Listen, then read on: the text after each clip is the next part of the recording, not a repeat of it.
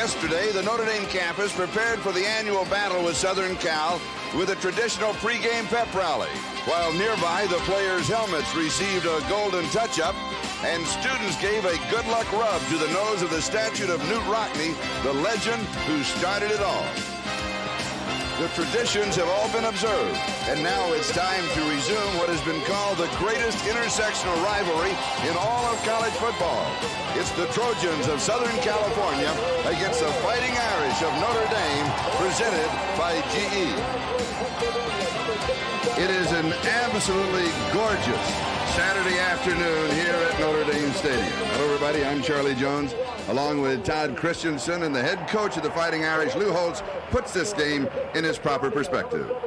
There's something special about the week. You're getting on the practice field, and the players are closer, and the hitting's harder, and even though we're in midterm exams, the focus in practice is much greater, and it's a give-and-take situation during the course of the game. I just think it's a privilege to be able to play here. It's a privilege just to be a broadcaster in this ball game. Now, for Notre Dame, though, a question mark at quarterback. That's right. Kevin McDougal has been the star all year, who has carried them to this point, is going to be replaced by Paul Fela as a result of the injury that he had last week against Brigham Young University. A lot of problems this week at Notre Dame. As Coach Holtz mentioned, midterm exams, the replacement of Fela at quarterback, and a week of practices that was less than scintillating. But regardless, the quarterback and the running attack are going to be behind arguably the best offensive lineman in college football, in Aaron Taylor. The 299-pounder from Concord, and the rest of his mates are going to take advantage of something that they have there, as you can see. 31 pounds per man average more than the defensive line of USC. That's something that is going to be utilized today by the Domers. And for John Robinson, the head coach of the University of Southern California, well, he has a different approach than Lou Holtz. When you're at alumni meetings, you talk about old games. But for the guy now, it's this game. He doesn't care about 10 years ago. And I think that's the legends of all those things get built up in people's mind, in players' minds over in the off seasons and what they read. But when you get down to playing a big game, you're concentrating on the opponent and yourself and how well you're going to play. And his guy is his quarterback. Perhaps the best-kept secret in college football, Rob Johnson. Charlie, you're absolutely right. You know, Charlie Ward is certainly the preeminent quarterback in collegiate football and certainly a lock for the Heisman Trophy. But take a look at the numbers that Johnson has amounted here. Take a look particularly at the touchdown-to-interception ratio. Certainly SC in the past has been known as tailback U, but right now the trigger man is Rob Johnson, arguably the All-American in 1994. With a great receiver in the form of Johnny Morton. Johnny Martin could certainly be considered the country's best. He has piled up some impressive numbers. By the end of the season, he will not only be the Pac-10 leader in yards and receptions, but arguably an All-American candidate as well. And the University of Southern California out of the tunnel here at Notre Dame Stadium. And there is John Robinson returning as the head coach of SC. At his press conference, when his return was announced, he said, "I can hardly wait to see the horse," that's of course Traveler, "to see the horse and to hear Conquest." Talked about the fact that maybe he didn't see it the same way that they look at it. This is big. And now, coming down the stairway, play like a champion today. And we await the greet of the sellout crowd here at Notre Dame Stadium for the Fighting Irish. Oh, and what a moment that is, particularly for the seniors here at Notre Dame. Their record is 7-0. They are undefeated, ranked second in the nation behind Florida State. Notre Dame leading in this series, but in the last 26 meetings, it's been even, but the Irish have won the last 10. The last head coach at SC when the Trojans won was John Robinson.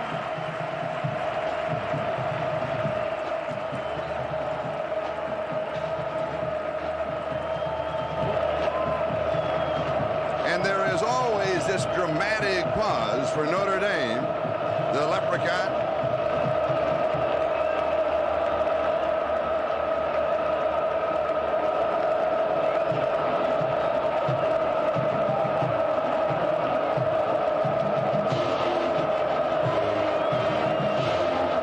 And Lou Holtz leads the Fighting Irish of Notre Dame into the stadium on a sun-drenched Saturday afternoon.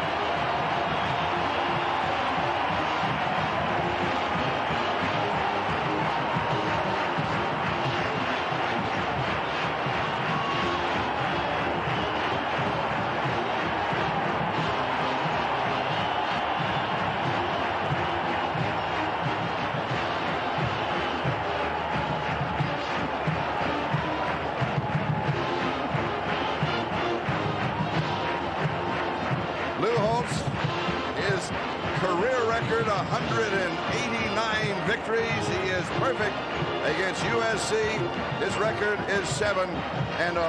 And we'll be right back after these messages from your local station.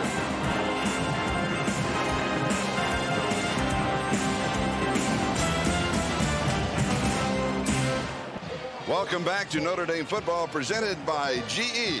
And now let's join John Dockery. John? Thank you, Charlie. You and Todd have already talked about Paul Fela starting at quarterback and the injury to Kevin McDougal suffered last week out at BYU when he was hit from the backside and crushed to the ground. The diagnosis is a sprained shoulder, not separated. I watched him in the warm-ups. He threw, albeit tentatively, but he told me his shoulder felt better and that he would play in an emergency. The coaches confirmed that fact, that if Fela should falter badly or if he should go down, that it would be Kevin McDougal and not untested freshman Tom Krug. Now, the Irish also have injury concern at the punting position. Rob Leonard 2 weeks ago in the Pittsburgh game hurt himself. Not in the game. He didn't even punt. Rather, when a jubilant teammate jumped up on the sidelines, came down on his foot. So Leonard is out. Brian Ford kicked fairly well in his 2 attempts last week, but in practice, he was very tentative, Charlie. So if the Irish have to punt a lot today, it could be an adventure. We're about ready to go, Charlie, up to you and Todd. And we're off on our adventure. USC won the toss. They will defer, so Notre Dame will receive. Here is Jeff Burris. The Irish lead the nation in kickoff returns. Burris has only one kickoff return this year, 60-yard punt return it was for a touchdown. That was against Pittsburgh. We expected to see Clint Johnson there. Here is a change for Notre Dame. And it is taken over on the far side by one of the upbacks at the 10-yard line. That's Ray Zellers. And Zellers returns it across the 25 out to the 28-yard line. Let's set the offense for the Fighting Irish of Notre Dame, led by the junior cornerback from Pittsburgh, Paul Fela. Lee Becton and Ray Zellers will be the running backs. Clint Johnson, the split end. Lake Dawson, the flanker. Great receiver. The tight end is Pete Kerplevich, with Taylor, Zadoveski, Ruddy Akers, and Norman, that offensive line, spot the ball at the 28-yard line. And a first down. And Adrian Gerald is going to draw a starting assignment from Notre Dame. He is a wide receiver, and we see the slot on the right-hand side. And the give is to the first back through, and that is Ray Zellers. And Willie McGinnis, who is expected to be everywhere for USC, wearing the famous number 55 for the Trojans, makes the tackle. McGinnis, Hollins, Hins, and Shannon Jones, with Cunningham, Kopp, and Carruthers, the 3 linebackers. Sehorn, Herpin, Salmon, and Oliver in the secondary for USC. The ball just shy of the 30-yard line, and it is second down and 8.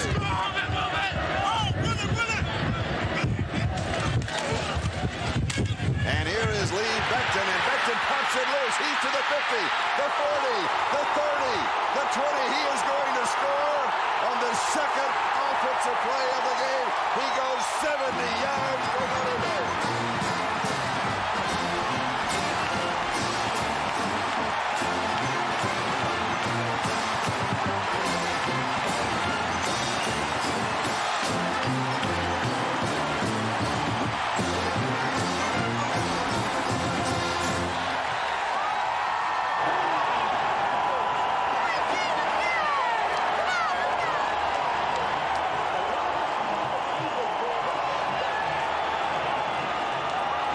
The longest run in his career. And he is showing up in front of Clay Jordan, his high school coach from Arnold, North Carolina, who is here. The extra point is added by Pendergast, and Notre Dame out in front by a score of 7-0. Remember, when you have 2 wide receivers on this side, you flop the corner over here, and he comes over and plays. Instead, they went with Jason Oliver, number 4, who comes all the way over here. And the result is there's no free safety here in the middle. So when Becton breaks through, there's no safety. There's no one in the middle of the field. You're going to see Oliver come from the left of your screen. Look at the effort by number 87, Lake Dawson, right here to enable Becton to go the distance. Great block on Oliver, and that enables Becton to go 70 yards for the score. Charlie, interestingly enough, Lee Becton, when he talked with us yesterday, said that something didn't seem quite right for the Irish. Well, I don't know what he's talking about. It's right now. It is right this afternoon. Here is Ken Grace to return of the kickoff to the 32-yard line. And let's look at the offense for the University of Southern California with Rob Johnson at quarterback. Sean Walters and Deion Strother will be the running backs, with Johnny Morton and Ken Grace the wide receivers, and Bradford Banta is the tight end. That offensive line of Jason Keitling, Jeremy Ho, Greg Gibson, Chris Polak, and Norberto Torito. That is the offense for USC. They set up shop at their own 32-yard line, first down. Their first opportunity on offense. It took Notre Dame only 55 seconds to score. Johnson, a little swing right side to the fullback, Strother, and it is dropped. It'll be second down and 10, still at the 32-yard line. Defensively, for Notre Dame, they will show the 4-3, and they will get the rush from that front four: Ronaldo Wynn, Brian Young, Jim Flanagan, and Brian Hamilton. Bursich, Goheen, and Tatum are the linebackers, with Greg Lane, Bobby Taylor, John Covington, and Jeff Burris in the secondary. And now the H-back, Johnny McWilliams, is in the slot on the left side for USC. Second down and 10, and he comes in motion. The give is to Sean Walters, and Walters is stopped just shy of the 35-yard line. He'll pick up about 3, so it's going to be third down and long for USC as Pete Bursich, the senior, makes the tackle. Sean Walters, freshman, you can see the average there. Very impressive, 6 yards a carry, but he's now about the 4th tailback for USC after the injury to McFadden early in the season. It's been musical chairs, but they feel like this is the young man that can carry the mantle for them. Strother is the remaining back, third down and 7. And Johnson to throw. Good protection. Pass is complete far side to Johnny Morton, and he is going to pick up the first down at the 45-yard line. So USC, third down and 7, they convert. The thing that's impressive about this young man is continual double teams. Everybody knows that he's going to get the ball, but take a look at the move. He makes a little weave to the inside. That freezes the defender in his tracks. Morton can catch all the balls. Sometimes you get a receiver who's a flyer who can only go deeper, a possession receiver. Morton can do it all. And here are the numbers on Johnny Morton, SC's all-time leading receiver, Pac-10 all-time receiving leader in yardage, and he will be adding on to his numbers throughout the rest of this year. Johnson to throw, has good protection, throws back underneath the coverage. The pass is complete to Morton, who Johnson told us yesterday, he says he thinks like a quarterback. Bursich on the tackle. It's going to be a gain of only 1 to the 46. It will be second down and 9. He thinks like a quarterback, but he's somebody who really goes over film. When we discussed with him some of the weaknesses in the secondary, he was very analytical in what he had seen, as opposed to saying, well, I can outrun this guy or outjump this guy. He had some very clinical points with regards to what he can do to the Irish secondary. Second down and 9. Double tight end on the set as Tyler Cashman has come into the offensive lineup, and he is now in motion. He is the H-back, and the give is to Sean Walters. And Walters will go to the 49-yard line, so he's going to pick up 3. It'll be third down and about 6. And again, it is the senior, Pete Bursich, who makes the tackle, number 47 for Notre Dame. His father, Bob, was a running back at Michigan State, and for a couple of years was a defensive safety with the Dallas Cowboys. Bursich is quite a character. He showed up on his first road trip, and Lou Holtz said, and he was in a zoot suit. Now, you may not remember what a zoot suit was, but I do. I saw the movie. You bet. You saw the movie. We wore them in high school. Oh, I'm sorry. I saw the documentary. Oh, that's even better. Third down and 6. Johnson to throw. Here's pressure up the middle. He's going to be sacked. And Brian Hamilton leads the way for the defense of Notre Dame.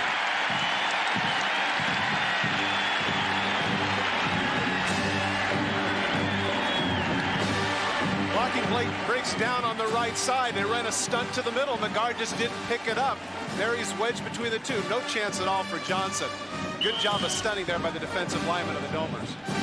A loss of 11 on the play. Fourth down and 17. So John Stonehouse will be kicking, and the return man is Mike Miller. And this one is going to go out of bounds. And we will step aside for a moment. Notre Dame leads it 7-0. Lou Holtz is a master motivator. He expects a lot from his quarterbacks, and in practice, he really gets in their face. Yeah, there's no question. He's been riding me since since I walked on this campus, maybe even on my recruiting trip. But no, he pushes you, and that's why he's able to get his athletes to perform so well.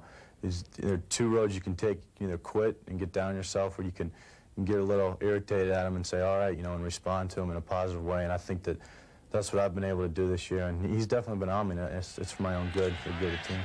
And Paul also added, not only for me, the good of the team, he said, it's going to help me in the future.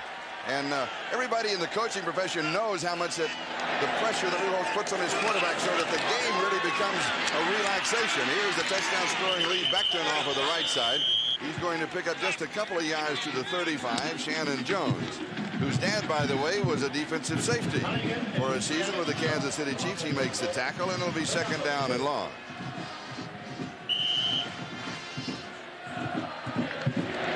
Lee Becton electrifying the sellout crowd on the second offensive play of the game, going 70 yards to put Notre Dame on top 7-0. And the second possession offensively for the Fighting Irish, second down and 8. And here's Becton. Here's the hole, jump to the outside. The opening was there for a moment, but John Herpin and Mike Salmon closed it down. He still picks up 11 in the first down. Take a look at Aaron Taylor. Here he is, number 75. He's going to dominate McGinnis, the All-American. Look at how he pushes him to the inside, knocks him 5 yards back down, and that's what enabled Becton to cut to the outside and get the yardage. Aaron Taylor, consensus All-American, shifting from guard to tackle this season, but still showing his wares. Number 75. We will be seeing a lot of him this afternoon. Randy Kinder is now the running back, and he's the ball carrier. Stopped by Thomas Holland, defensive tackle, along with Jeff Kopp, the linebacker for USC. It'll be second down.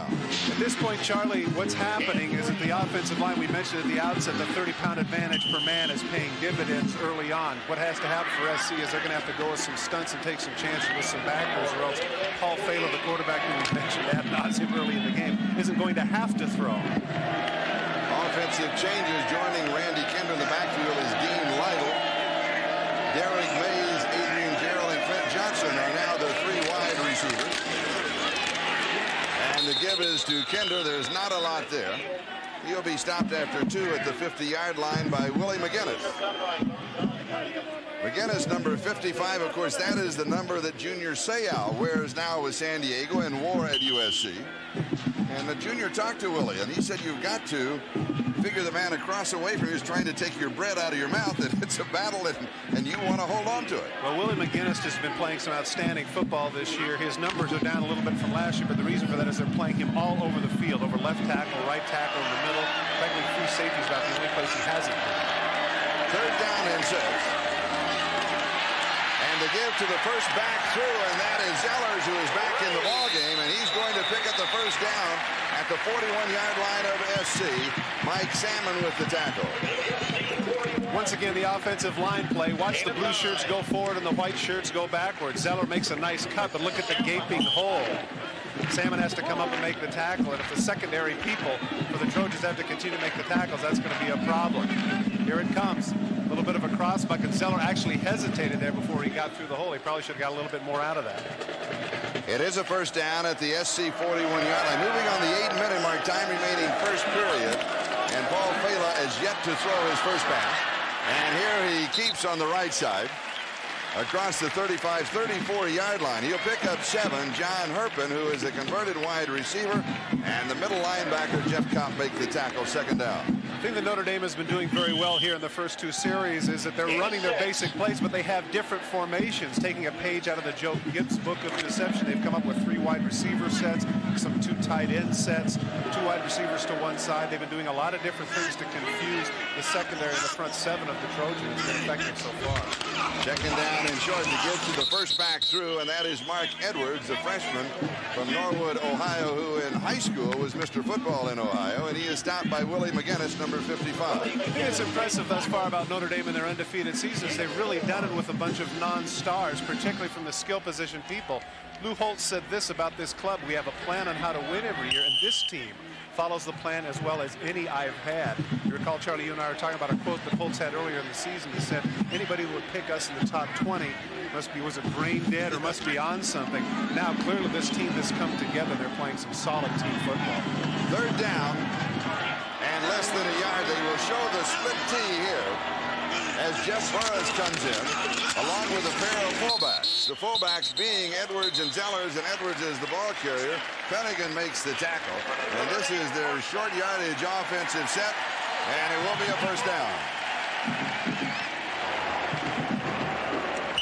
So mark the ball at the 30-yard line. Fela, of course, very comfortable with the split T, because the rest of the year, that is part of the offense that he has run, because Kevin McDougall, normally the starting quarterback, would come out on short yardage, and Fela comes in to run that particular set. It is a first down at the 30. And once again, another different set by the Notre Dame offense. Different formation. Lee Becton and Ray Zellers are now the running backs. And we will have a whistle, and we may be looking at a delay of game. Delay game, offense, 5 yards. John Sophie from the Big East is the referee. The officials from the Big East and from the Pac-10. Lou Holtz can't be very happy about that. The momentum is all Notre Dame's at this point, driving up and down the field. And when after the first down is over with, here they're in the huddle, they just took a little bit too long. That's a mental error on the part of Fela, not getting the play up the line of scrimmage. Now in the offensive set, Blake Dawson and Mike Miller are the two wide receivers. They are split outside. Fela is yet to throw. And you look for him to throw here. But instead he gives to the tailback, Becton. And Becton will go to the 31-yard line. So he's going to pick up 4. It'll be second down and 11. Don Pennigan makes the tackle. Becton now 87 yards rushing in 4 carries. Of course, 70 of that on his romp for the touchdown. Notre Dame out in front by a score of 7-0 with 5.5 left to go. We're in the first period. That's still 3 carries for 17 yards, and that's 6 yards a carry. Yeah. So the job that the Notre Dame offensive line is doing thus far is outstanding.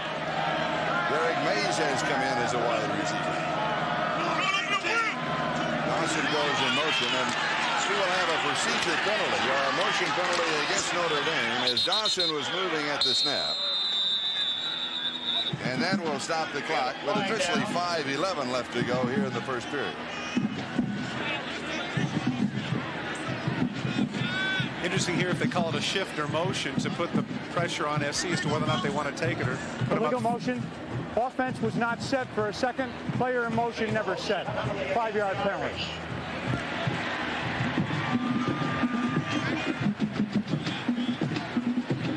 So you can see Willie McGinnis right now is talking about refusing the penalty, and that's what they're going to do. They want to set it up 3rd and 8.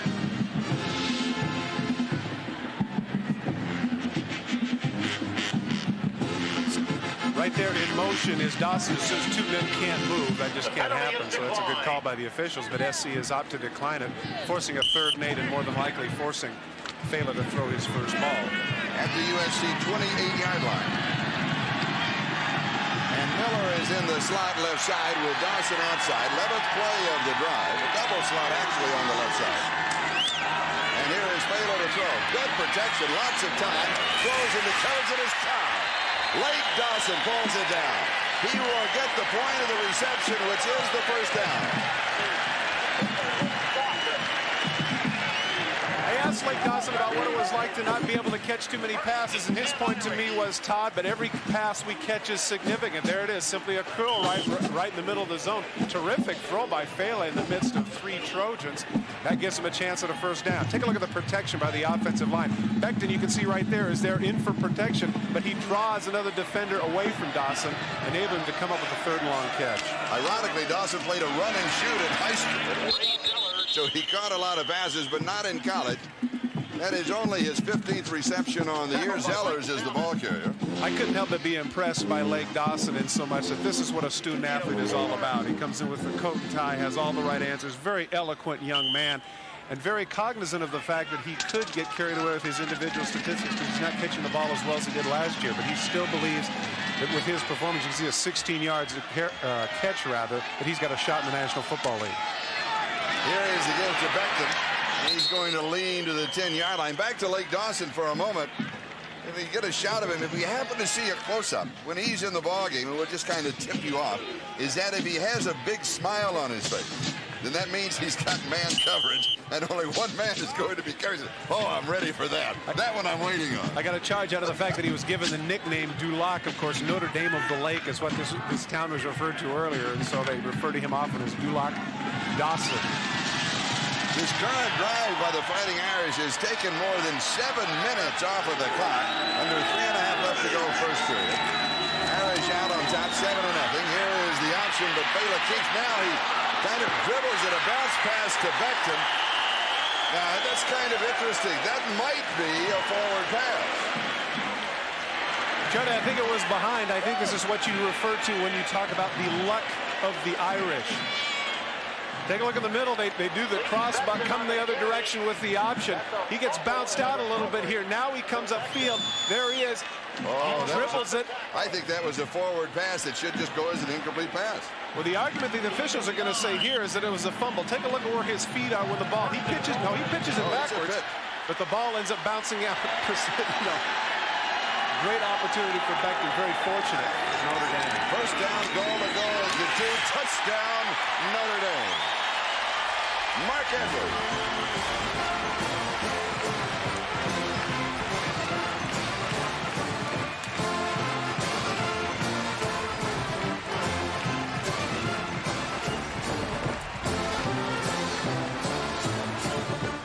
Mark Edwards scoring from 2 yards out. A 67-yard drive, 15 plays. It took almost 8 minutes, 7:49. Pendergast to attempt the point after. And it is good. And Notre Dame moves on top of USC by a score of 14-0. We'll be back with a kickoff presented by GE in just a moment.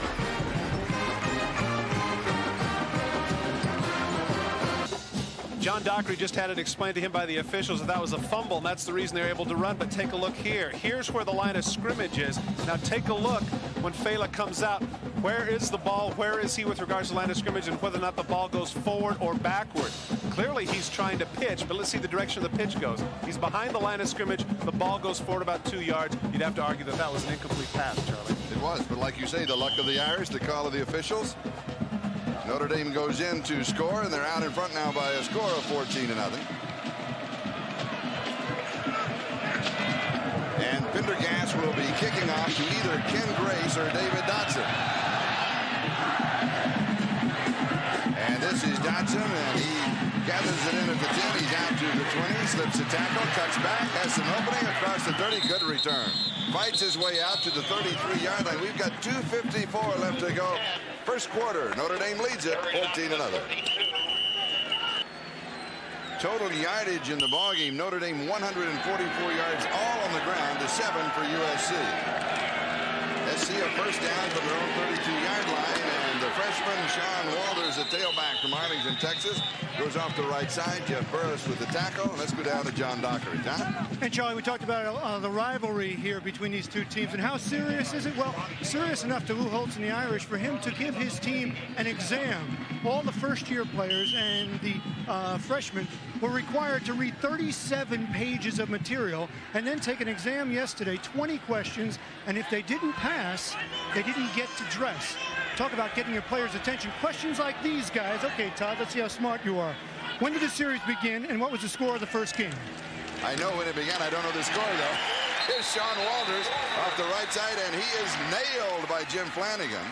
As we'll check the other collegiate scores. It began in 1926. The two head coaches were Newt Rockne and Howard Jones. For the life of me, I don't know the score. I don't either. But I do know that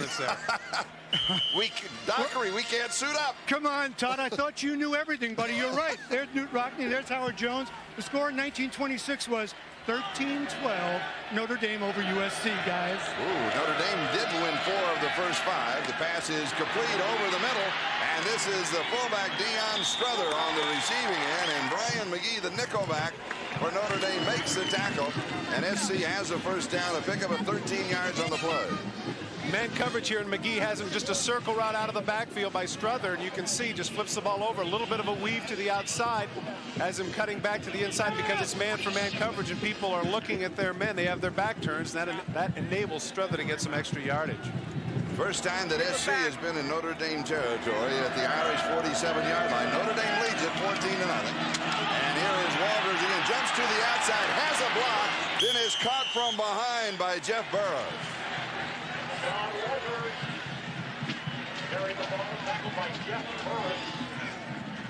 Nice cut back outside, and Johnny Morton proves that he can do more than just catch the ball. Now watch as he bounces out. You're going to see Morton's going to have his man pressed to the inside. And you're right, if Burroughs doesn't come around and make the necktie tackle, then that might go the distance. And it is a first down. As Walters needed 10, and he got 10. The ball just inside the 37-yard line. And here's the pitch to Walters again. He cuts back, has it opening up the middle, almost breaks a tackle. Is down at the 20-yard line. Gain of 17. And the first down is Jeff Burroughs, who got a hand on his ankle, and that saved the touchdown. Taking a page from Notre Dame, look at the blocking up top, and he cuts back against the grain, and once again Burroughs with the saving tackle. If Walters can keep his balance, he might go in. The offensive line of USC asserting themselves despite the fact that they've had numerous injuries coming into this game. And when we talked with John Robinson yesterday about this freshman, he said we want him to run straight ahead and run over people, not cut out to the outside and try and outrun everybody like he did in high school. You can't do that anymore. Here's Scott Fields, who is in at tailback as Walters catches his breath. He will go to the 14, a gain of 6. And it will be second down as we'll take the countdown to the end of the first quarter here at Notre Dame Stadium. And after one, the Irish lead at 14-0. And we'll be right back after these messages from your local station. In 1982, it came down to a controversial play in the final minute as Michael Harper's one-yard plunge was ruled a touchdown, not a fumble, and John Robinson went out a winner in his then last game as USC head coach. It was the last time the Trojans beat the Irish. And this man, John Robinson, he had the battle cry. He said, "Win one for the fat man." And they did. At this point, he's saying, "Score one for the fat man." Yeah. Get us back in the game. Johnson, all alone, left side pass is complete to Strother. And he is inside the 10 to about the 9-yard line. He'll pick up 5. Now, he needed 4 for the first down. Justin Goheen makes the tackle. Good job by Johnson. They came with a safety blitz. Burroughs is going to come from the right, number 9. And Strother just takes the place that was vacated. Cuts upfield, loses his footing a little bit, but gives him arguably the toughest first down in football. That's first and goal at the 9. At the 9-yard line.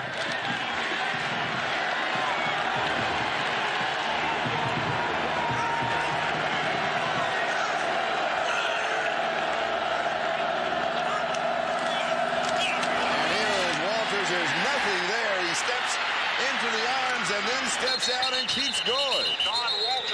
Boy, is he strong. Oh, he really is. Boy, is he strong. Great center of Notre gravity. Dame was waiting for him right in the hole.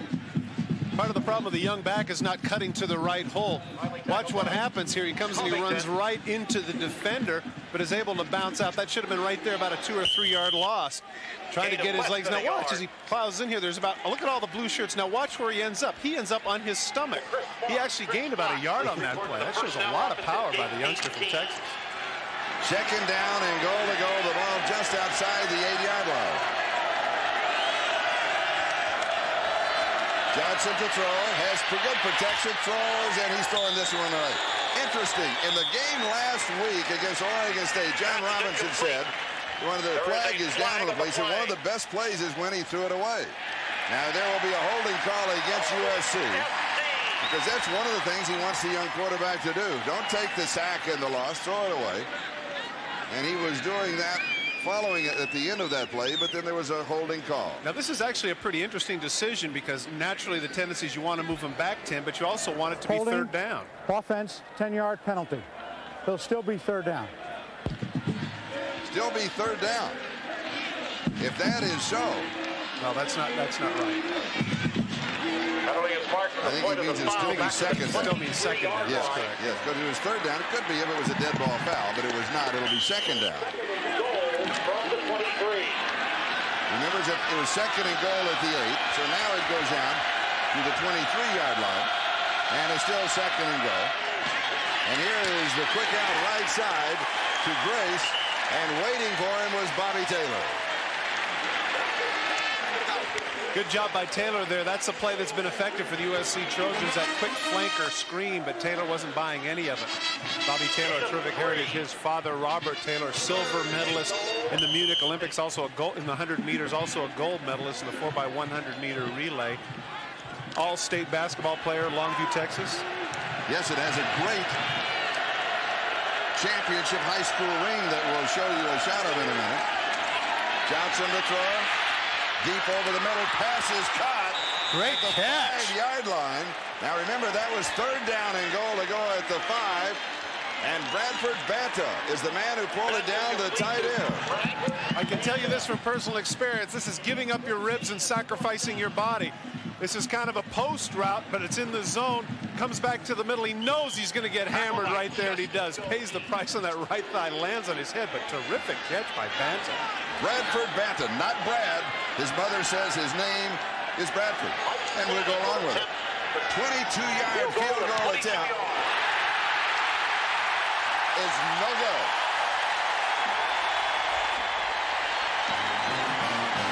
Bobby Taylor, he of high school basketball fame.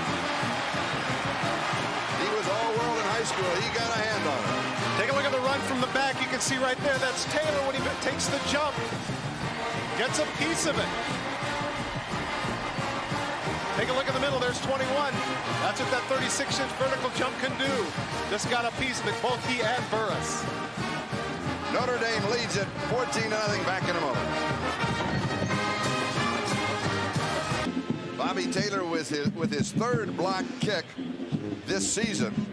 And we told you that he was an outstanding high school basketball player. With this for the Longview Lobos, they were the 5A state champion. That is a championship ring. And that's really a championship ring. It's great looking. Notre Dame leading 14-0. Now with the ball at their own 20-yard line, first down.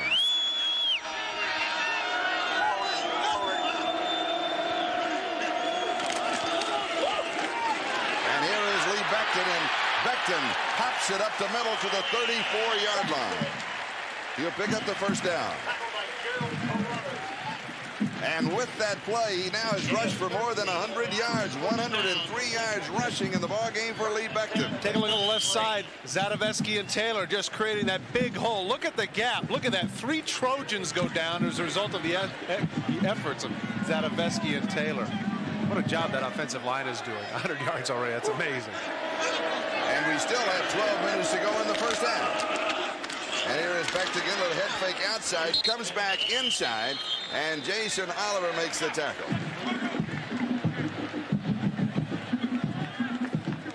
So spot the ball at the 39-yard line. It'll go for 6, and it'll be second down and 4.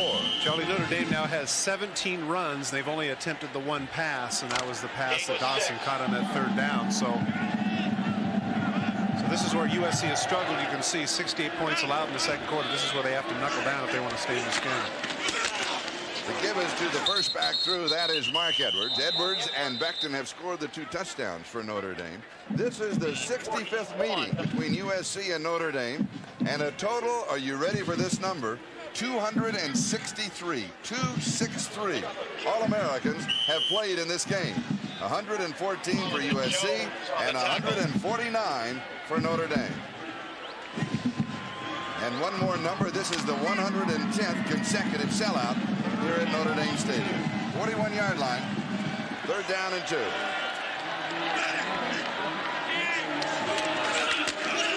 And Becton again. Now he pops to the outside. If he can get around the corner, he can score, but he is pulled down by Jason Sehorn. Sehorn, originally a wide receiver, then a free safety. Now the cornerback brings him down after a gain of 18 more yards for Notre Dame. This is what All-Americans do. Take a look once again at Taylor coming off the ball, coming down, taking the linebacker. Now watch, he takes 35. Look at that. Look at how he just shields things, and even though Becton gets held up, he's able to cut to the outside. I think he's getting a little bit tired, Charlie. He had a hamstring problem he was trying to get over this week. Here is Robert Former, the freshman, He's not going to find any yardage as Gerald Carruthers makes the tackle. It'll be second down. And we have a Southern Cal player down at the 43-yard line.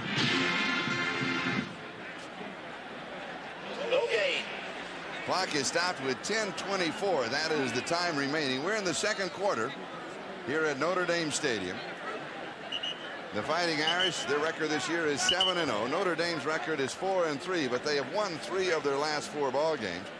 So we'll step aside for a moment. We'll be back. Notre Dame leads it 14-0. Mike Hens, the injured player, is now at the sideline. And we'll try and get a report for you. As it looked as if he just fell down on his own. His knee must have gone out on him. Matt Kinley has replaced him, number 92. It is second down and 10. The ball just outside the 40-yard line. Play action fake. Buying time. Going deep. All alone. Oh, my goodness. Kerplevich, the tight end, was all alone. I mean, there wasn't a Trojan within 10 yards, and Fela couldn't get it to him. This is what happens to the play action. Watch the secondary take their first steps up. Now watch you see Kerplevich. You're right. Salmon comes back to the middle anticipating something underneath, and if he could have just aired that ball out, that would have been an easy touchdown for Notre Dame. Now Kerplevich is 6'5", 233 pounds, and that's like a blimp going down. He can't sneak down the sideline. I was going to say there's no way. That's right.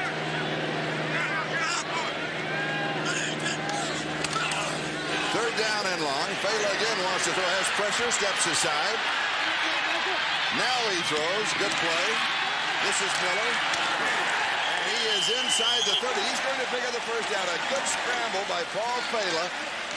And when the defense of Southern California attacked, he did complete the pass, and it is a first down. This is what a mobile quarterback does. He forces the defender to make a decision. He's on his man. Now he breaks out to the left. What does the defender do? Stay with his man or run forward? He comes forward. That enables Fela to get the ball to Miller, and he does a good piece of running to get the first down. Fela now has completed 2 of 3 for 22 yards. It's a first down at the SC 29. And he'll go back to the ground. And he does here with Lee Beckton. He's going to pick up a couple. Early this year, throughout Los Angeles, there were all of these billboards. And very upsetting to Lou Holtz. Look at this. Be a Trojan, beat Notre Dame, and then it was set to sell season ticket. And on the press conference this week, when writers from South Bend asked John Robinson what he thought about the billboards, John said, well, I would have preferred a profile rather than the full-on shot of my face. But then he said, if it really upset them, I will be happy to sacrifice our marketing director. Second down and 8. And Beckton off of the right side, leans across the 25 to the 24-yard line. Mike Salmon makes the tackle. Let's go down to John Dockery. Charlie, you know, I just got the injury report from the doctors on the USC side. Mike Hens, the nose tackle, he dislocated his right elbow. They've iced it up. They put a sling on it. He won't be back. He's in pain. Back to you. All right, thank you, John. It looked as, I guess when he went down, he just hit on the elbow and that dislocated. So Matt Kinley, the freshman from Laguna Hills, has replaced him. This is the 10th play of the Notre Dame drive. Here is the option, and Fela keeps it. And he goes inside the 20 to the 17-yard line, and he will pick up the first down. So he converts on third down and 5. Looked like there were enough Trojans to make the play, but Fela, big, strong young man, cuts inside. McGinnis in pursuit, can't get him. And right there, the power of Fela goes right through the tackle of Salmon, enabling Notre Dame to once again convert on third down.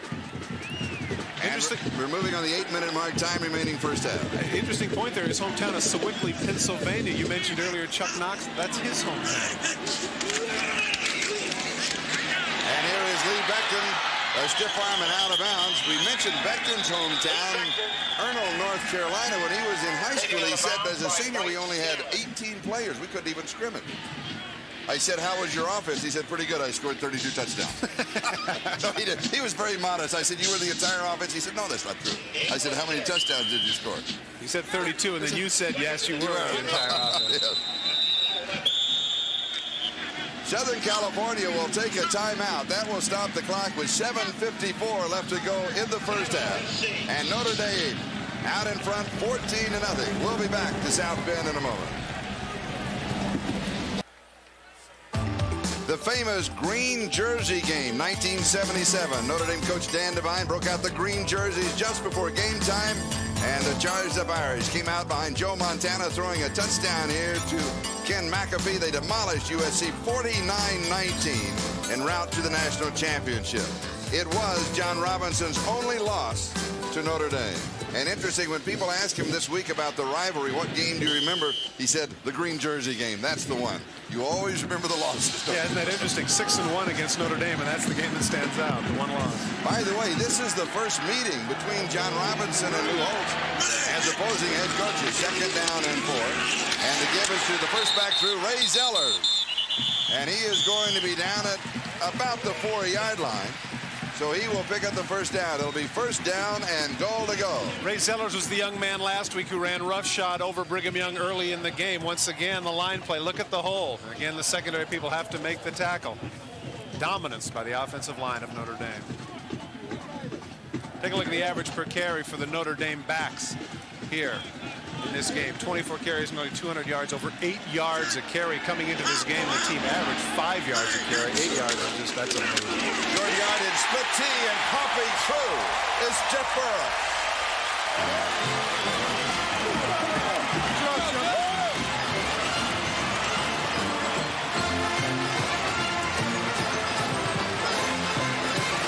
Burris, the starting strong safety seen on offense in the split T, has scored his 3rd touchdown of the year.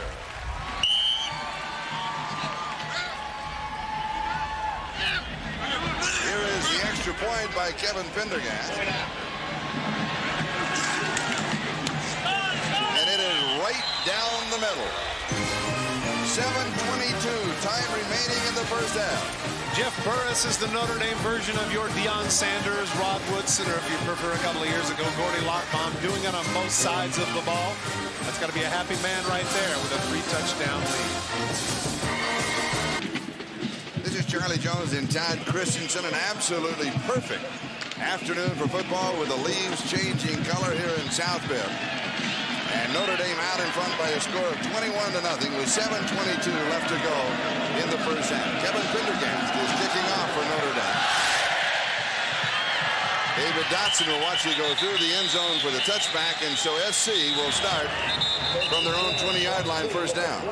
Now, as you know, in the past, the University of Southern California has been known as Tailback U. Rushing yardage average in 1981, 279 yards. This year, only 117. They've almost become a tailwind U, throwing for 274 yards on an average. They get 117 this year, now trailing 21-0. We got to see the ball in the air. Rob Johnson. And look at the offense and the rushes. That is the rushing offense. 202 yards already for Notre Dame. 3 touchdowns all on the ground. And Johnson to throw. And he comes over the middle to the fullback, Deanne Strother. Strother has very soft hands. He is an excellent receiver, formerly a tailback. Oliver Gibson and Justin Goheen with the tackle for Notre Dame. Earlier, you saw the graphic regarding his pass catching. His first 3 years, hardly, not even in single digits, double digits rather, coming into this game. He had 25 catches. Today he has 3 for 22 yards. 2nd down and 7. And here is Sean Walters, a redshirt freshman from Arlington, Texas. He tries the right side across the 25, mark at the 26-yard line. Thomas Knight and Pete Bursich with the tackle. It'll be 3rd down and 4. Mike Hens is going into the locker room with that dislocated elbow that John Dockery gave us the report on. He, by the way, was born in Guatemala City, Guatemala. Johnson to throw, fires, pass. Near side will pick up the first down. This is Tyler Cashman, one of the H-backs. Tyler Cashman, arguably their best pass-catching tight end. Coming to the left of your screen, just runs an out pattern. He's got man-for-man coverage, does a nice move, catches the ball, gets the first down for the Trojans. And the man making the tackle, number 29, John Covington, is a senior. And we have a a really tremendous story on this young man at halftime. So be sure and stay with us. A feature on John Covington. He is from a very large and interesting family. Here is the pass. It is complete near side. He goes to Johnny McWilliams, who is the H-back. And all of a sudden, USC now on the arm of Rob Johnson, the quarterback, picking up 11 here. And now moved out to their own 45-yard line. Still plenty of time. 6:07 left to go in the half. Once again, man-for-man coverage, and there's Covington on the man, but a little bit too late. And as you mentioned, Johnson's starting to get a little bit of rhythm. And we said he was one of the best-kept secrets in collegiate football. Well, he has completed 9 of 10 for 70 yards. That secret is going to be out after this ball game. Johnson fires, has a man on target. John Robinson said that he was accurate. He certainly is. He picks up the first down, going to Johnny Morton, his favorite wide receiver, and a gain of 16. Zone coverage by the Trojans. Rob Johnson said that he'd be able to exploit underneath the zone coverage, and there they backpedal. Morton on the in route. Good rapport between receiver and quarterback there, and you're right, Charlie, tremendously accurate.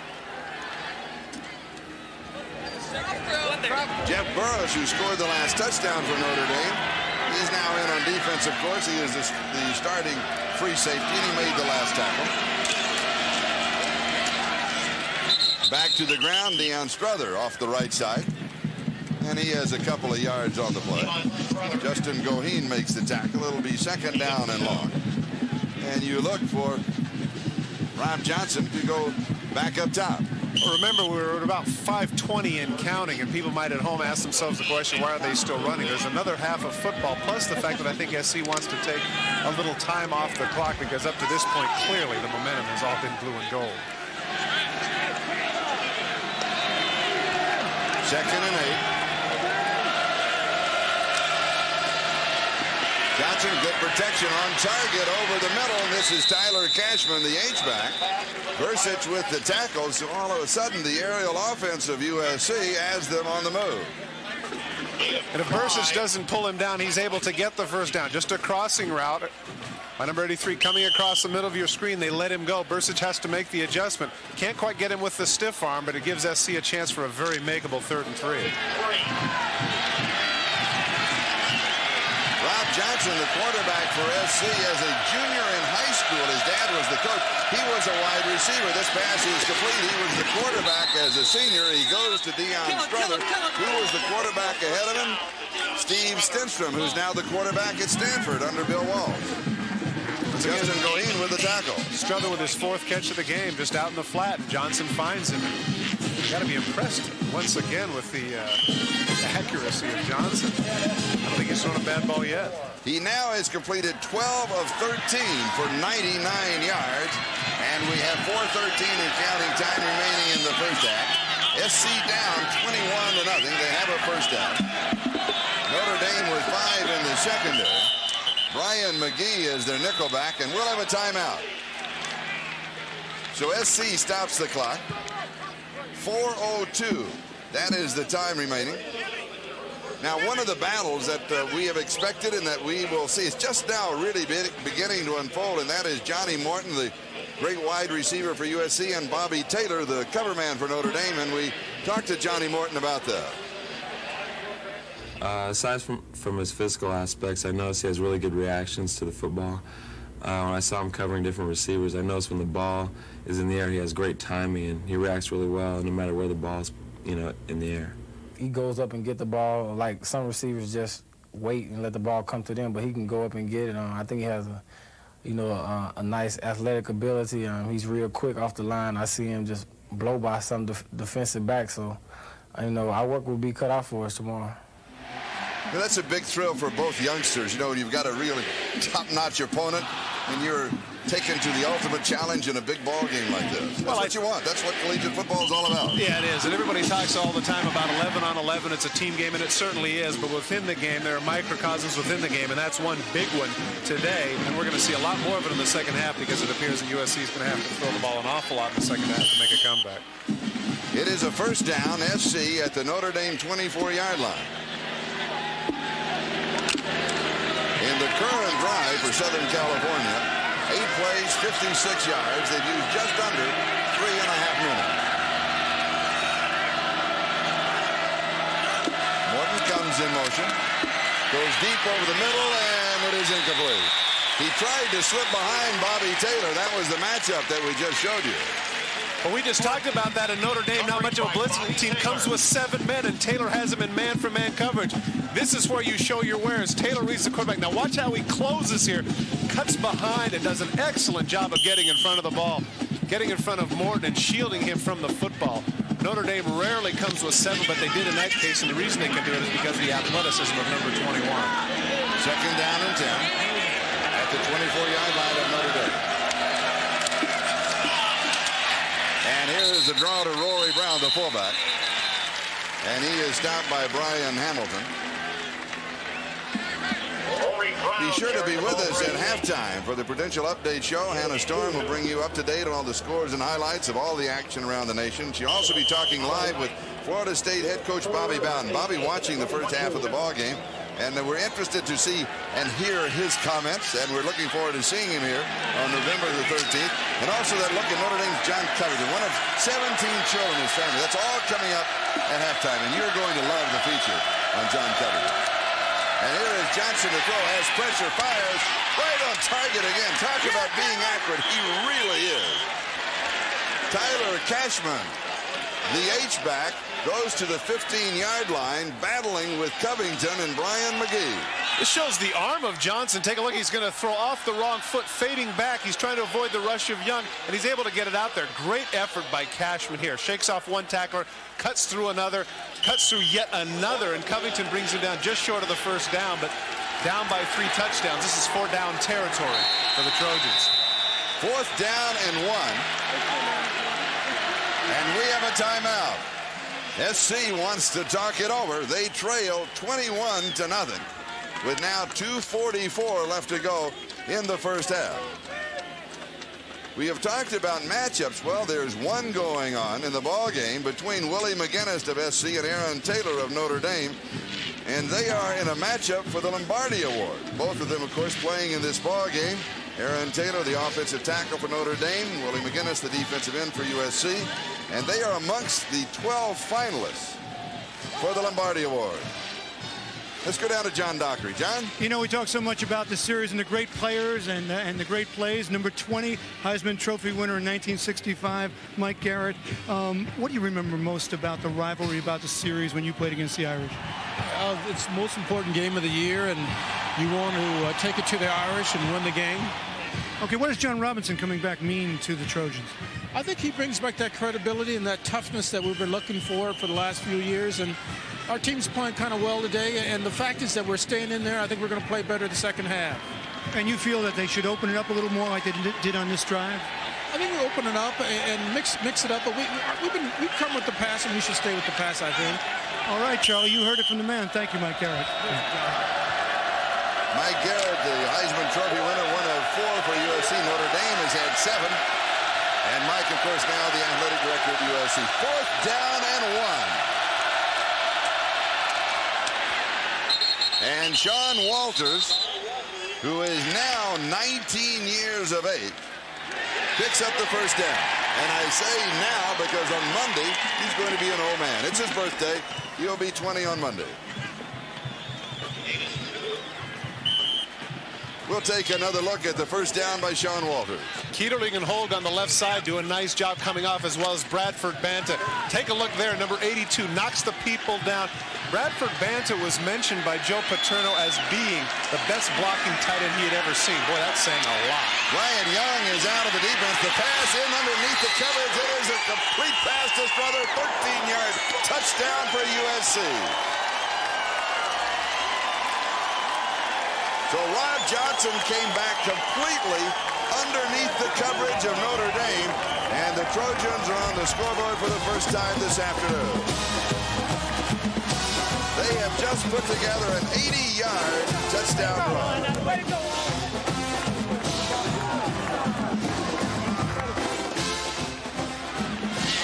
They took just over 5 minutes, a total of 13 plays. The extra point is up, and it is good. This is a screen set up to number 25. Take a look at the offensive lineman. They're going to let people go. Now watch, they're going to be downfield. Once again, they get away with one. Look right there. There's a 56. There's a 63. They're way downfield. The officials just completely missed it. But Strother is able to cut back, catch the ball, and go in for the 6 for the Trojans.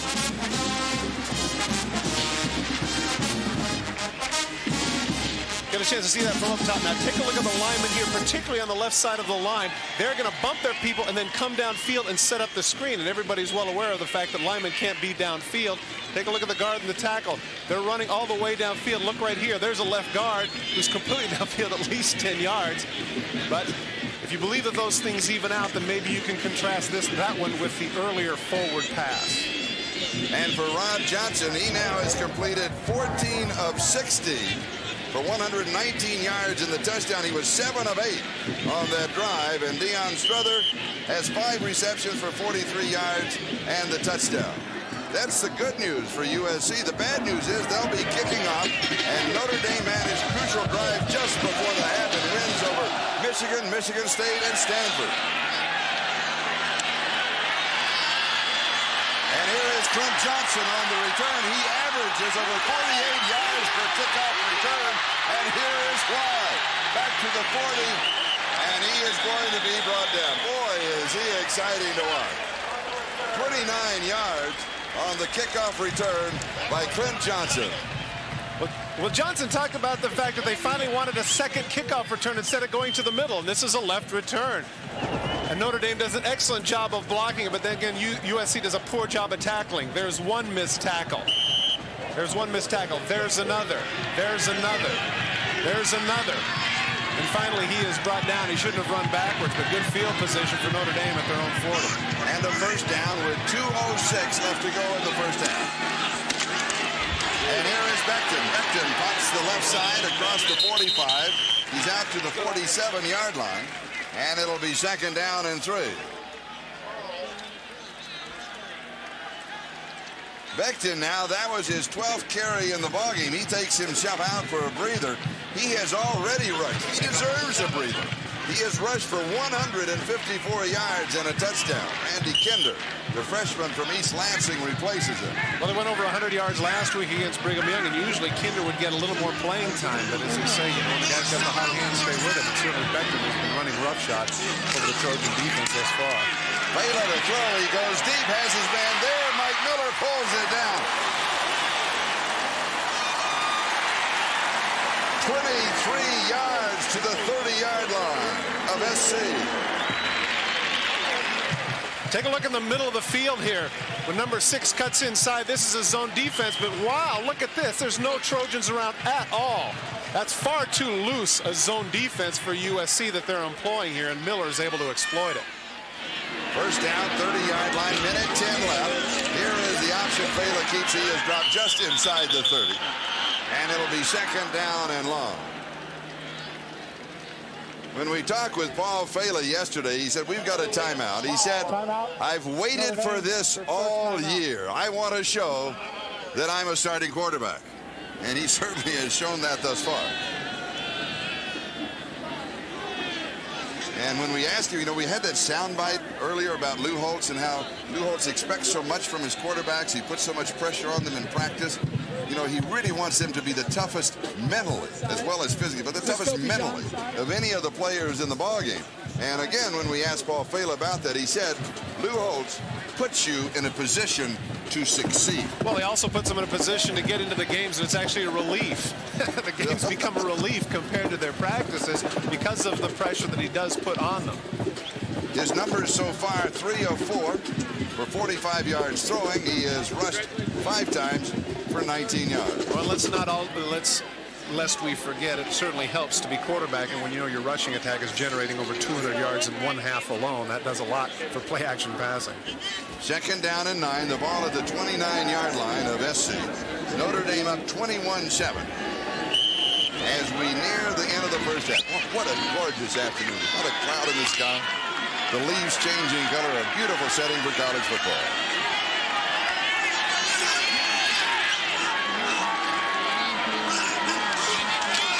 Baylor to throw, a little pump fake, wants to go deep.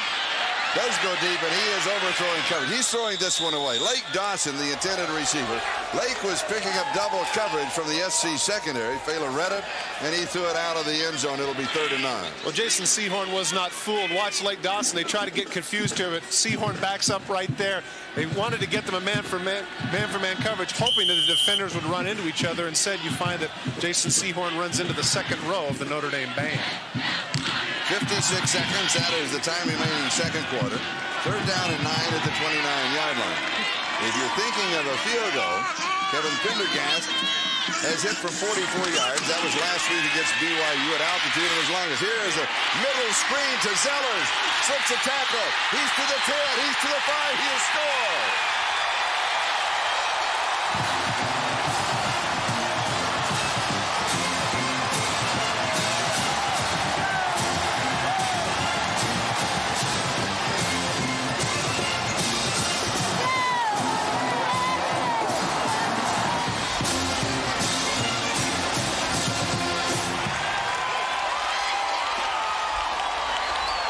Talked about the crucial touchdown drive just before the half over Michigan, Michigan State and Stanford, where you can add USC to that list.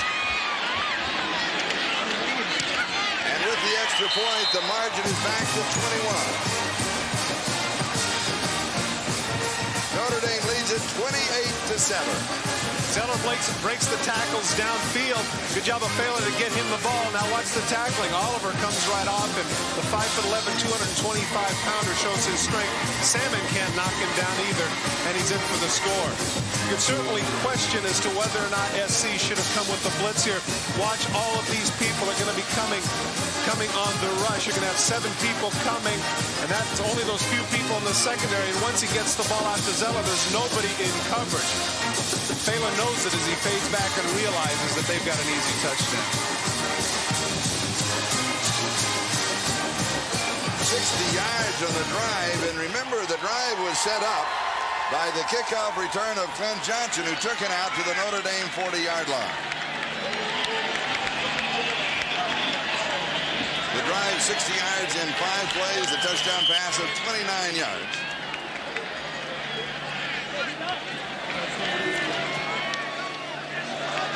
And that means that Pendergast is going to kick off.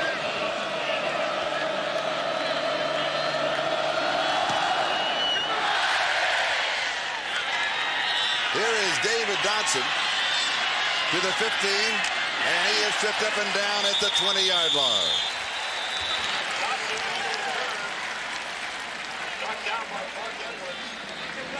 SC now with 41 seconds left to go. Stay with us at halftime for the Prudential Update Show. Hannah Storm will bring you up-to-date scores and highlights of all the action around the nation. She'll also be talking live with Florida State head coach Bobby Bowden, as well as taking a look at Notre Dame's John Covington, who's one of 17 children. And that's all coming up at halftime. Hi, Bobby. Hope you're enjoying the first half. You've got a meeting here on November the 13th in just 3 weeks with the Fighting Irish of Notre Dame. Looking forward to your comments at halftime. And here is Sean Walters. He gets around the corner, has a block from Morton, and then he goes out of bounds. Johnny Morton with a key downfield block. Jeff Burrows chasing him. A flag will bring it all back. A holding call against SC.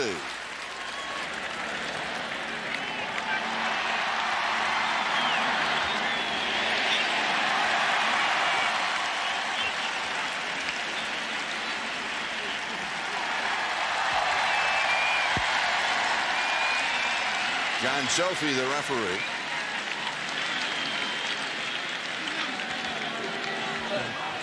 Holding, offense, 10-yard penalty. So it'll be first down and 20, back at the SC 10-yard line.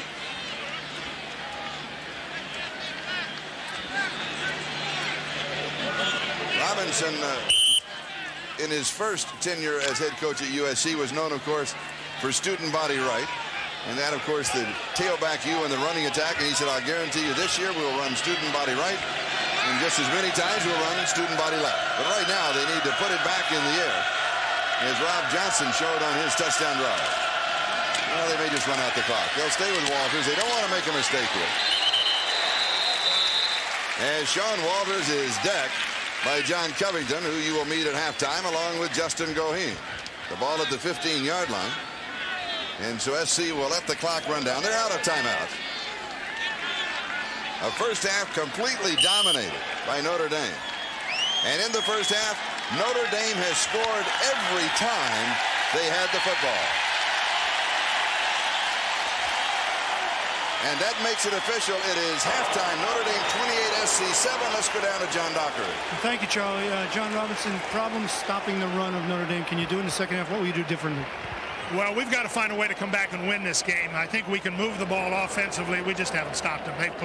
They've scored 4 times. They've had the ball 4 times, and it's been very impressive. And we're really disappointed in the way we're tackling. If we can come back and tackle and make plays on third down, we can slow them down enough for us to move the ball offensively and try to get back in the game. Let's walk towards the locker room because I know you're anxious to get in there. What about offensively? You come out throwing the ball. You moved it when you threw it. Well, we've had the ball 3 times and have gone 80 yards twice. Once for a score, another time we got down there and missed a field goal. So we're okay there. It's stopping them. That's the issue. Good luck, Coach.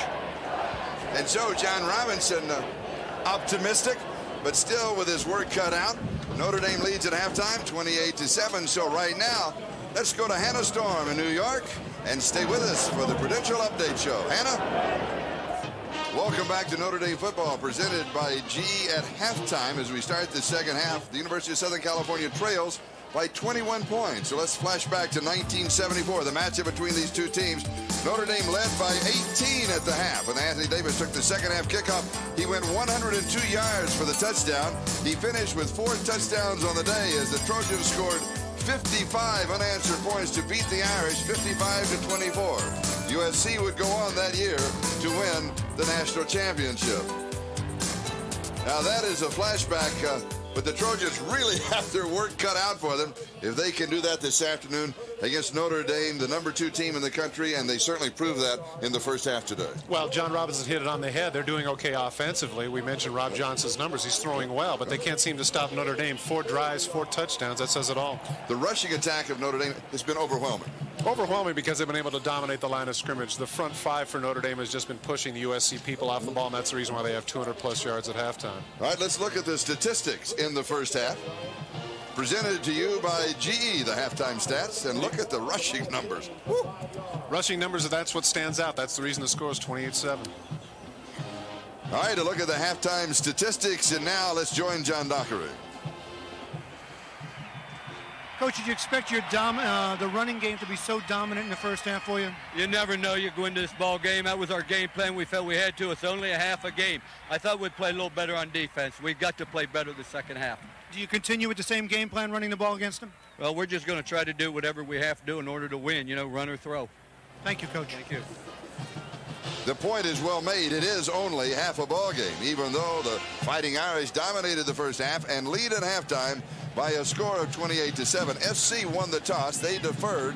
They will receive here in the second half. So that means that either number 8, Ken Grace, or number 28, David Dodson, will return the kickoff of Kevin Pendergast. Well, SC needs to get a drive going early on. They can't afford to go 3 and punt. In play selection in the first half, SC about 50-50, 14 runs, 16 passes. Notre Dame 28 runs and only 6 passes. And there is a look at Rob Johnson, the junior from Mission Viejo, and he had an outstanding first half. And we are underway. And here is Ken Grace. He's to the 15, slips and goes down as he made his cut at the 17-yard line. Rob Johnson in the first half completed 14 of 16, 119 yards and a touchdown. By the way, his dad, Bob, is high school coach at El Toro. He said he was tough on him, but was able to separate coaching from the home life. He said it was really a lot of fun. And so now SC will start from their own 18-yard line, first down. The key to the second half for SC could well be Johnny Morton, number 80, the wide receiver. He is to the near side, and Bobby Taylor in that matchup comes over to pick him up. And SC starts off on the ground with Sean Walters off the left side, and he has 3 to the 21. It'll be second down and 7 as Thomas Knight makes the tackle for Notre Dame. Just trying to keep Notre Dame honest by running the football, but clearly the success of the Trojans is going to have to come through the air. Walters with some pretty significant numbers there, over 50 yards rushing, but I don't imagine that he's going to be a big factor here in the second half. Second down and 7.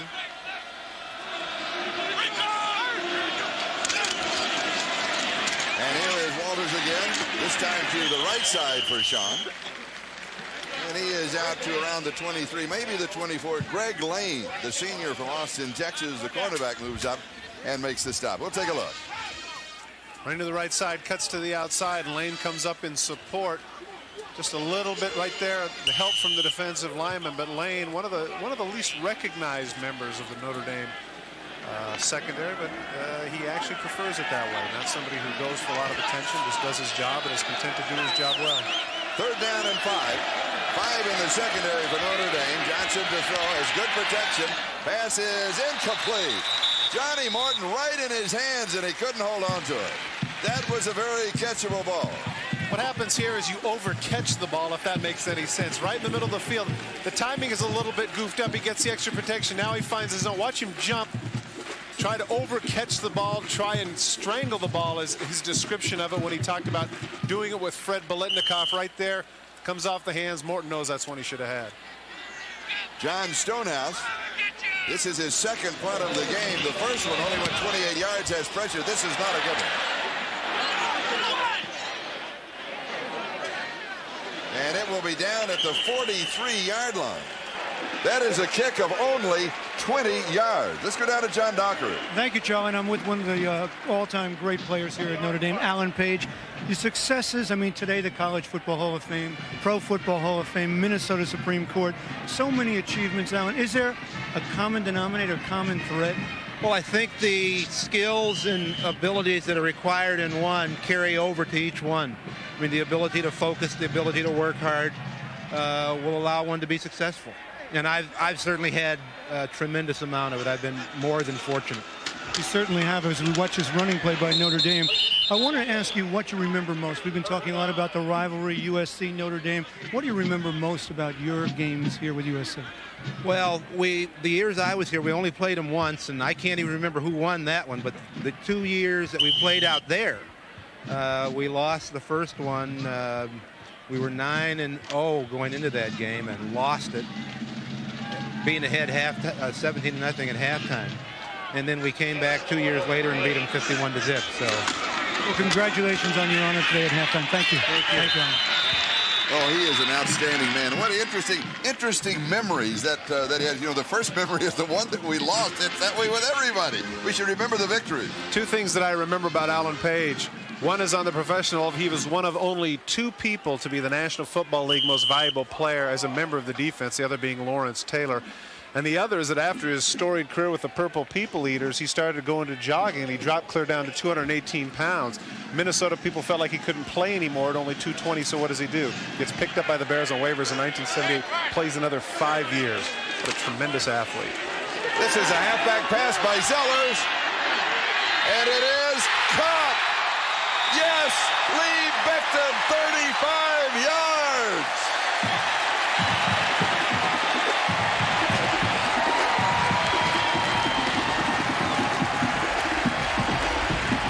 Let me tell you the reason they're doing this. They're not trying to rub it in. They're giving Florida State and their future opponents something to think about, and that is, yes, we do have a trick play in our arsenal. This is actually pretty good coverage. It's not bad at all, but this is a terrific throw. You usually don't see the halfback pass put the ball right on the mark, but that's exactly what Zellers does, and puts the ball right on the hands of Becton. And a great adjustment by Becton, who followed it back over his shoulder all the way in. Now from the split team. And this is the short yardage offense for Notre Dame. Mark Edwards, the ball carrier. And he's going to pick up about a yard. It'll be second down and goal to go Thomas Holland and Shannon Jones on the tackle for SC. Lou Holt's well aware that he's being scouted here by the people from Florida State. And the more things that he puts in the arsenal for them to think about, the more that gives them concern for the defensive coordination of the Seminoles. Dean Lytle, Ray Zellers, and Mark Edwards are the running backs. The split team, Baylor's the quarterback. And an excellent fake. He does not have the ball. The ball is back in there. Such a good fake that Willie McGinnis actually tackled him. Yeah. I'm surprised they didn't get a flag for that. Gauge of Mark Edwards. It'll be 3rd down and goal to go. Now Jeff Burris is going to come in for Dean Lytle. He'll be on the left wing. And the ball at the 2-yard line. 3rd down and goal to go. And here's the fake of Fela. Puts the ball right in, takes off. There's Willie McGinnis, number 55, going after him. And he gives to the second back through. This is Edwards. And there is no signal. And he is stopped just shy of the goal line. It'll be 4th down and inches. Great job by the defensive line of USC up to this point. Clearly, they have not been able to stop the running attack. And you see Lou Holtz right there as he flips his hand up and down and chaws vigorously, not very happy with the way they ran the ball here. Stuffing the middle. Good job right there. Jason Sehorn, normally a cornerback, right in the middle of that, 6'3", 220 pounds, making the stop. Burris is out. Lytle is back in as one of the 3 running backs. It's a second back Edwards, and he has been away. Whoa. SC has held. What a hit. SC with a goal line stand. Wow.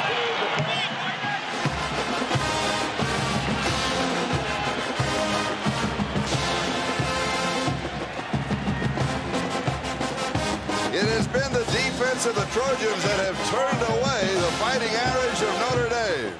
Nothing to be said to the fullback there. It was a great job by the interior. The linemen are trying to explain to him, no, why didn't you go here? Why didn't you go here? But take a look right in the middle. He just gets absolutely hammered. Great job right in the middle there by number 84. That's Gideon Murrell. Gideon Murrell. Terrific stick. Oh, yes. We've got a timeout. We'll be back in a moment. See where the football is? Remember, it was 1st and goal at the 5-yard line. Notre Dame going in. SC has held. They take over on downs. They have a 1st down coming out.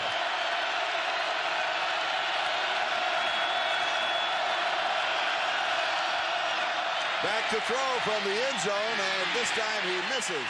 His intended receiver, Ken Grace. Grace cut to the inside, and Johnson thought he was going to cut to the outside. It'll be 2nd and 10. One of the few bad throws by Johnson. Are you surprised they're throwing from the end zone? Not at all. Really, Notre Dame hasn't been able to generate that much of a pass rush. And, you know, as the old saying goes, you dance with who brung you. SC has been a throwing team. Rob Johnson has completed 14 of 18 for 119 yards and a touchdown. Right through the arms, but a little to the outside. It looked like a field goal through the arms upraised. 2nd and 10. Johnson to throw. Good protection. Far side. Pass is caught by Deion Strother. And Jeff Burrows was there for Notre Dame. And SC has a little bit of breathing room. Nice hands catch by Strother there. And watch at the end of the play. Watch Morton come back and put a block on the inside backer, Justin Goheen. Just a flat route. Want to get a little breathing room, as you mentioned. Watch at the end of the play. You see, here comes number 8, and he puts a shot at number 47, knocks him down. Strother now 6 receptions, 48 yards. He has the touchdown. Notre Dame leads at 28-7. 3rd down and 5. Johnson has pressure. If he's sacked in the end zone, it's a safety. Did he get the ball out? They say that he did. But this time, the pressure of Notre Dame got to the quarterback. 2nd time that he has been sacked. And so SC will be forced to kick from the 1-yard line. And remember, their kicker has not had a good afternoon. Just got out of the end zone, as you mentioned, just enough to enable them to not have the safety. Good pressure up front. Just when I said that they weren't rushing the passer terribly well. Thomas Knight comes in for the sack. Now John Stonehouse at the back edge of the end zone. He just kind of floats this one out. Miller bobbles it, and then he falls on it. And so Notre Dame has possession, great field position, a kick of 32 yards. Mike Miller earlier in the season had a 56-yard punt return for a touchdown. Right there, comes off the hands. Fortunate to get that one back. We've got a timeout, and Notre Dame has the lead 28-7. Back in a moment. Notre Dame in their first 4 possessions, all in the first half, scored. And then their first possession of the second half held. About 6 inches away from the goal line. And this is their 6th possession in the ball game, and they start from the 31-yard line of SC. Out in front by a score of 28-7. And here is Lee Becton. And he has about 3. As Shannon Jones and Matt Kennelly, who has replaced Mike Hens with that injured elbow, make the stop. When we talk with Lou Holtz, you know, he has made a list of more than 100 things that he always wanted to do. He made that list in 1966. One of the things on the list was to be the head coach at Notre Dame. And the man here, that is his uncle, Uncle Lou Tykanovich. And that is the reason, Uncle Lou is the reason that was on the list. And here is Thomas Holland as he makes the stop on Ray Zellers. Now, what happened is that Lou Holtz, growing up in Liverpool, Ohio, and Uncle Lou brought him over here to South Bend to all the ball games. He would sit here in the stands at Notre Dame Stadium, and Uncle Lou was probably the biggest Notre Dame fan in the entire world. And he said he just instilled in him the fact that once he got into coaching, that the ultimate job would be the head coach at Notre Dame. That's the reason it was on the list, and in reality, that's the reason. Uncle Lou is the reason that Lou Holtz is here today. Fatal to throw. Good protection now. He steps out of the pocket, and he fires and throws on the run. He goes for Becton. It is incomplete. Only the second time that they failed to get it on 3rd down, and this is actually a good throw by Fela. Throws off his right foot, rolling to the right, puts it on Becton's hands, but he can't come up with it. Protection by the front of Notre Dame is outstanding. You see McGinnis coming in, but he's not able to pressure him until right at the last minute he jumps up and Fela rolls to his right. The ball's right there. Becton just couldn't come up with the catch. And Kevin Pendergast with a 46-yard field goal attempt. His career best is 44. That was last week at BYU.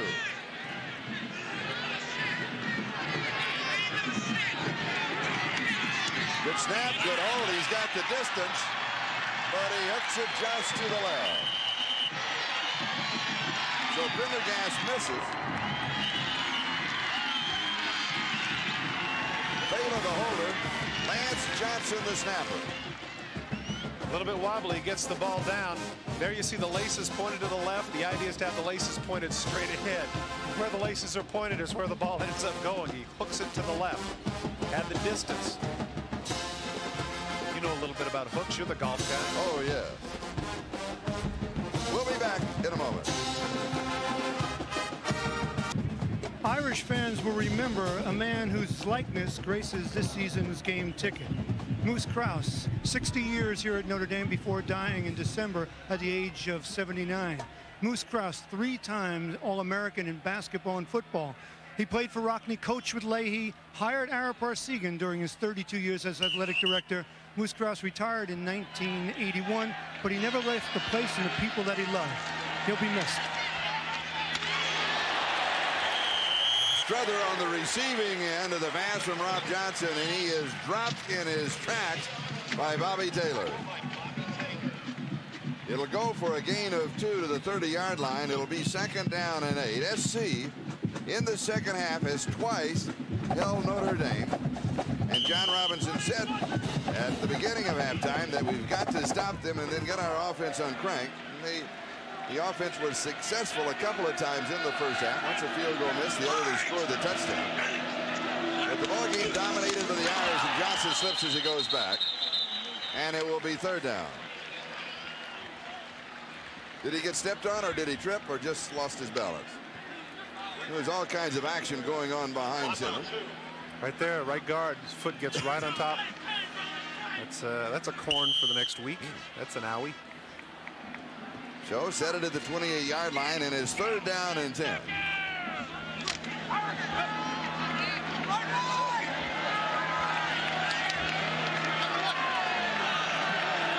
Strother is the remaining back, and he is an excellent receiver. And it is incomplete. So here in the second half, Notre Dame beginning to put the pressure on Rob Johnson, the quarterback for SC. He did not get any pressure in the first half, and he is getting it here. Well, the reason for that clearly is that the running game is no longer a factor in the game. They know they have to go back and pass, and so as a result, you can see Brian Hamilton putting on the rush, forcing the incompletion. So it is 4th down and 10, and Mike Miller is set to return the punt of John Stonehouse. And he is having an absolutely horrendous afternoon. This will be down around the 39-yard line. That is good for only 11 yards, ironically matching the number of his quarterback, Rob Johnson. Notre Dame leads by 21. This is Charlie Jones and Todd Christensen. Notre Dame with the ball at the SC 39-yard line. They have a first down. And they lead in the ball game 28-7. And Fela gives off to the second back through. That is Becton. And he is having an All-American afternoon. Shannon Jones with the tackle. Talked about the left side of the line of Notre Dame, and once again coming off the ball and pushing people backwards. Becton right behind Taylor, squeezed between Taylor and Dawson for the 7-yard gain. He has already rushed for 164 yards. He has scored a touchdown, 16 carries, and we've got 5.5 minutes left in the third quarter. And the give is to the first back through, and we've got flags on the play.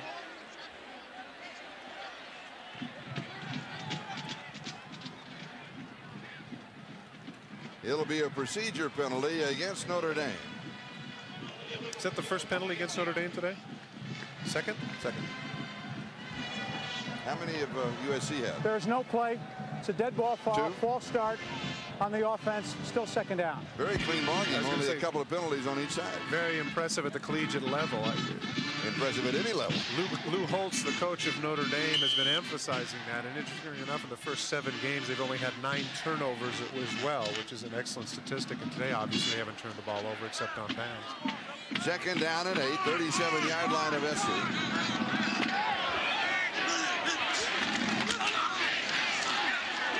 Fela gives off to Becton. He's to the 35-yard line.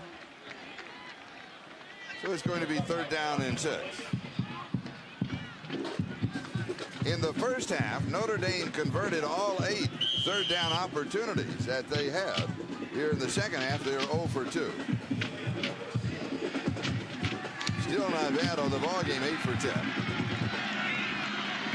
Derek Mays and Mike Miller are both in, along with Lake Dawson. Those are the 3 wide receivers.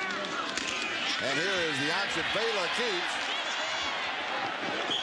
And he may just pick up the first down. Jason Oliver finally brought him down. But Notre Dame showed a passing set, ran the option to the near side, and Fela picks up the first down. SC loaded up on the left side of their defense. They paid the price because once Fela comes out, there's nobody to take on the quarterback. And so Fela sticks his shoulder down, rolls off the Oliver tackle, and gets the first down for Notre Dame. Charles Stafford has checked into the ball game as a wide receiver. First down Notre Dame. 28-yard line of SC. And to give to the fullback Zellers. And he'll have 3 to the 25. It's 2nd down and 7 as Don Cunningham from Cerritos makes the tackle for SC. Zellers, by the way, on the year has a rushing average of 5.2 yards. He's the junior from Pittsburgh and has scored a touchdown. And he has 26 yards rushing and 6 carries in the ballgame. Notre Dame leads 28-7. They have the football.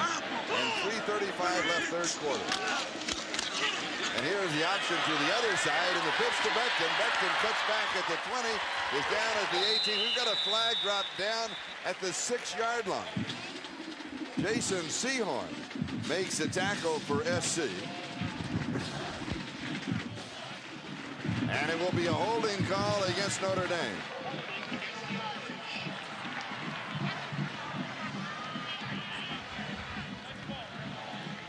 And it may be on the tight end, number 80, Oscar McBride. Oscar McBride, the starter earlier in the season, gave way when he injured his ankle. In fact, he was rated as one of the top tight end prospects in the nation this year. Holding, offense, still second down. Take a look at the top of your screen and look for number 80. There he is. He has a hold of the jersey of Mike Salmon right there. You see him pulling him off to the right side. We call him the official. Not well disguised. Second down and 12. The ball at the 30-yard line of SC. Here comes pressure in the pass. Screen. Well defense by SC. Ray Zellers caught it, but Brian Williams was there waiting for it. But they got pressure up the middle on Paul Fela. Inevitably, when you have man-for-man coverage, that's what's going to happen. Williams right on top of Zellers the whole way, and he was able to make the play for the loss. This has been a scoreless second half. It's third down and 12. The ball at the 35-yard line. Third down and 17 at the 35-yard line. And now the three wide receiver set again with Lake Dawson, Derek Mays, and Mike Miller. And remember, this is where Fela ran the option. Now he's set to throw, has pressure, slips to the outside.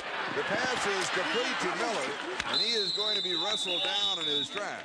It was Willie McGinnis who finally was putting the pressure on Fela. Jason Sehorn makes the tackle.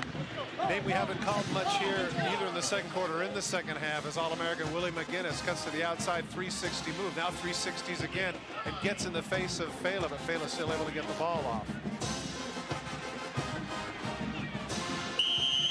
The ball is at the 26-yard line. It is fourth down and 8. And Pendergast is in to attempt another field goal. Remember, he missed left from 46. This one is from 43 yards away. Notre Dame is short a man. As Jordan Halter just gets there in time. Here is the snap and the kick. And this one is looking good. Pendergast from 43 yards away. Notre Dame's first score of the second half. They now lead it 31-7.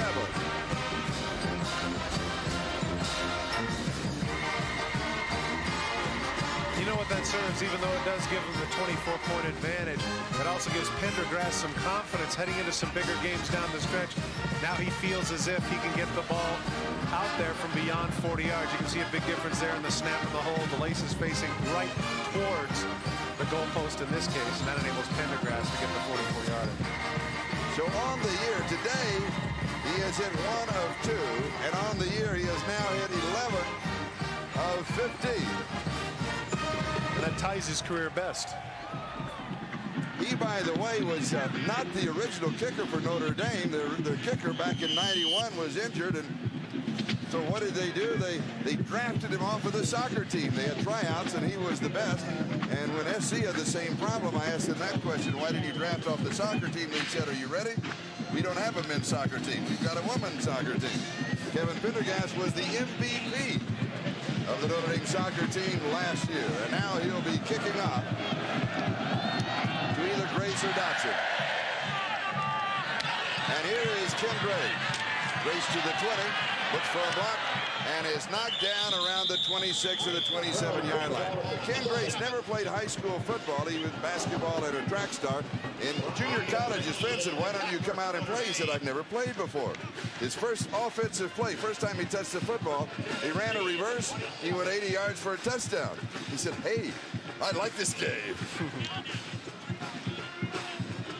Notre Dame 31, USC 7. 1:29, that is the time remaining in the third quarter. SC from their own 27-yard line. Johnson steps away from pressure, heads for the sideline, a little bit of a stiff arm. 2 flags go down. May have been a face mask involved. And it was Bert Berry who was chasing him. Berry's a freshman out of Humboldt, Texas. He started as a middle linebacker. Personal foul. face mask, 15-yard penalty. And then they moved into the weak side linebacker, and then they moved into the strong side linebacker, and he has certainly found a home. 6'4", 230-pound freshman. Lou Holtz, of course, disagreeing with the call. I don't think he's disagreeing with the call. I think he's upset with Barry for making the mistake. Watch as the hand comes across right there in the mask. He pulls it right there. He should have been able to let it go, but he just jerks it down. I think even in the National Football League, that would have been a 15-yard penalty. But I think you're right, because he does let his youngsters know when they make a mistake that he does not approve of, and I'm not sure he approves of any mistake. But the ball goes out to the 47-yard line, assessed from the spot of the foul, and it is a first down.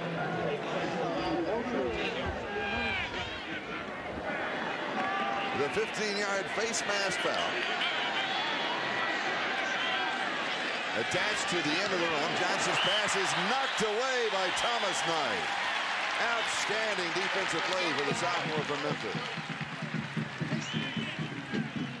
Here in the second half, Notre Dame's defense putting a bit more pressure on the passer than we saw in the first half. Well, it's not that they're sending any more people. It's simply the fact that the front four is really generating a pass rush. But, of course, the advantage here in the second half is down 31-7. They don't have to honor the run at all. They can pin their ears back, getting their starting stances and rush the passer.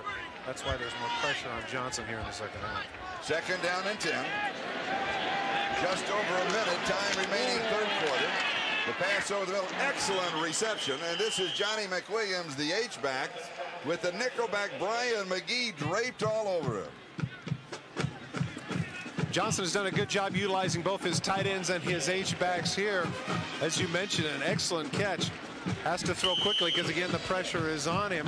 Actually, pretty good coverage on the part of McGee, but Johnson puts it where nobody else but his receiver can get it. It'll be third down and 4. Just outside the 47-yard line as Bert Berry checks back in to the defensive set. This one is over the middle, juggled and caught by Bradford Banta, and he's made a couple of really tough catches in the ballgame.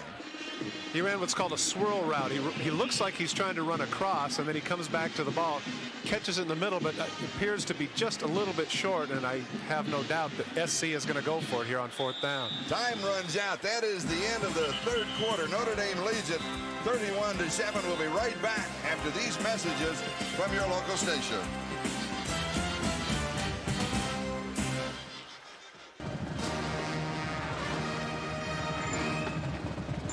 Between the third and the fourth quarter here at Notre Dame Stadium, always one look at the fingers. Oh, look at the fingers. The playing of the 1812 overture.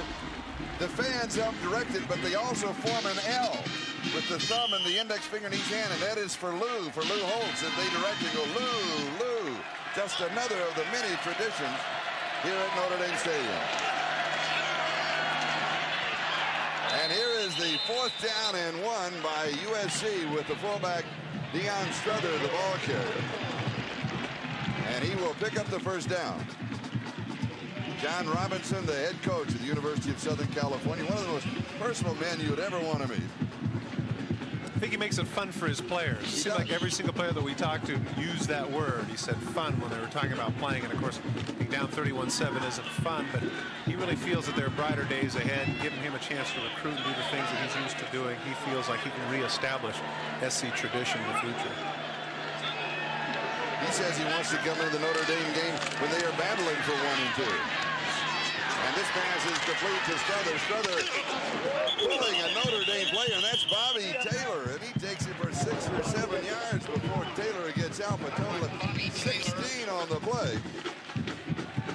And watch the hits as we have the replay at real speed. Good-looking stiff arm on the part of number 25. Take a listen.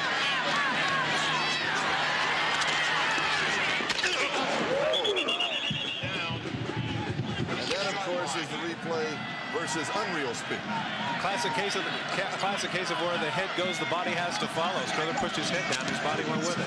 First down, 26-yard line. Here's Sean Walters, and Walters will go out of bounds. Way to go, guys. Way to go. Inside the 25-yard line. And we'll look at this one in real speed.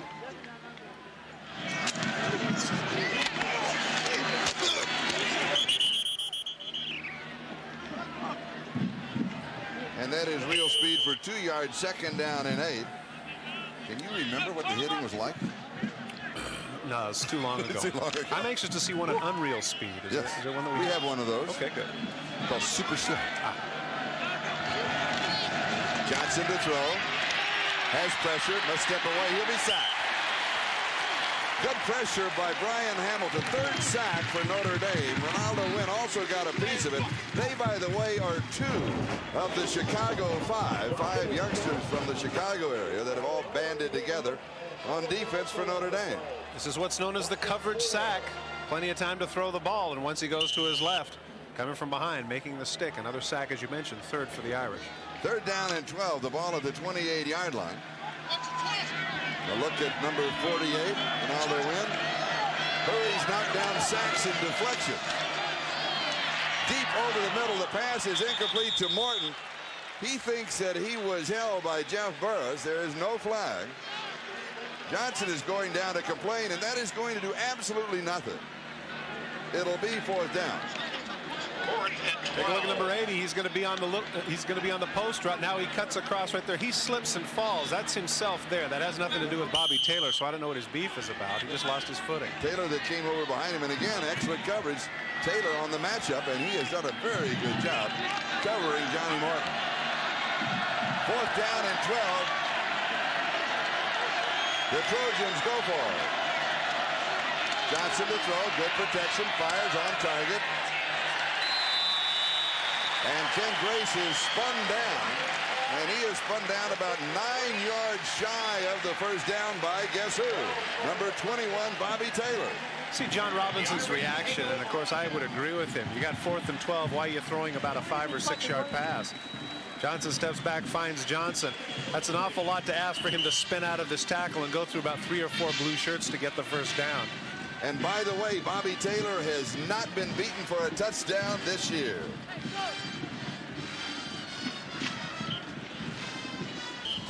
If you're scouting Notre Dame on first down, defend the run. Yeah, that doesn't look too terribly complex, does it? It doesn't. From the 25-yard line, it's the run. Ray Zellers, the remaining back, he's the fullback. Now let's go down to John Dockery for a report on Bobby Taylor, who was holding his hand when he came off the field. He was holding his hand, and it's actually a sprained right thumb. He had already had it taped. I spoke to the doctors. It's not a big deal. He's fine, so no concern. I know what you guys were thinking about. You were thinking about Florida State, Charlie Ward, Vanover without a Bobby Taylor. He seems to be fine, according to the medical staff. Back to you. No, actually, I was thinking about the medical report from the doctor. He said it's a sprained thumb, no big deal. Well, it's no big deal for the doctor. His thumb doesn't hurt. Here's Randy Kinder on a sweep to the right side, and he just goes all the way to the sideline, chased by Jason Sehorn and Willie McGinnis. So it'll be third down and long for Notre Dame. Check of the clock, 12:54. Time remaining in the ball game. Notre Dame led 14-6. No, excuse me, 14-0, then 28-7, then 31-7. Through the first 3 quarters. And the give is to the first back through, Ray Zellers. And Jeff Kopp, number 35, makes the tackle. His jersey, by the way, was passed on to him by Scott Ross, the All-America linebacker who wore 35 for FC. Ross got it from Rex Moore, and Rex Moore got it from Ricky Ellison, the number 35 at linebacker for USC. And Notre Dame now on fourth down, their first punt, and it will be Brian Ford. And remember, John Dockery told you the story. Rob Leonard was the kicker. In the Pittsburgh game, he got hurt. Lou Holtz said, "How did you get hurt? You didn't kick." And he said, "We were celebrating a touchdown and somebody jumped on my foot." So Brian Ford is the punter. Left-footed kicker, and it is not that good. It's going to take a bounce, and it'll be down around the 45-yard line. Only 21 yards by the freshman from Indianapolis, Brian Ford. Well, Lou Holtz talked about the fact that the punter was struggling. You can see here stepping back 1, 2, 3, and he shakes it off to the left. Look at that, almost like a banana. Fortunately for them, the kicking game has not been consequential today. In 1988, the Irish were ranked number 1, the Trojans number 2 when they met at the Coliseum in Los Angeles. Tony Rice, 65-yard touchdown. That led the way as Notre Dame won 27-10 en route to the national championship. And here Notre Dame leads 31-7, and they hope to be en route to a national championship. They've got the showdown with Florida State in 3 weeks. Johnson to throw, stands in high, wobbly tip, incomplete. He was going for Ken Grace. It'll be 2nd down and 10, back at the 45-yard line. Notre Dame comes with the blitz in the middle, and they pick it up. But the man-for-man coverage downfield is excellent for Notre Dame. Right there, coming off the hands of Johnson, and Morton can't come up with it. And frankly, Charlie, Morton has been a non-factor here in the second half.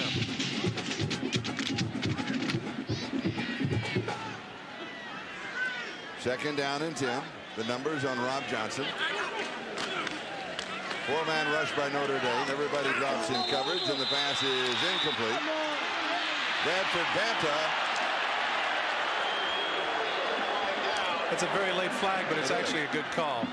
Banta, the intended receiver. Justin Goheen was there, and they're going to call Goheen for pass interference. And it will be an automatic first down. He was on top of his back. I think the reason the official didn't throw it Pass sooner. interference on the defense, automatic first down. It's because he didn't have one of those knots in it where you can throw it a long way. Watch to see if number 54 is on top of Banta a little bit too soon, and clearly he is. Good call by the official.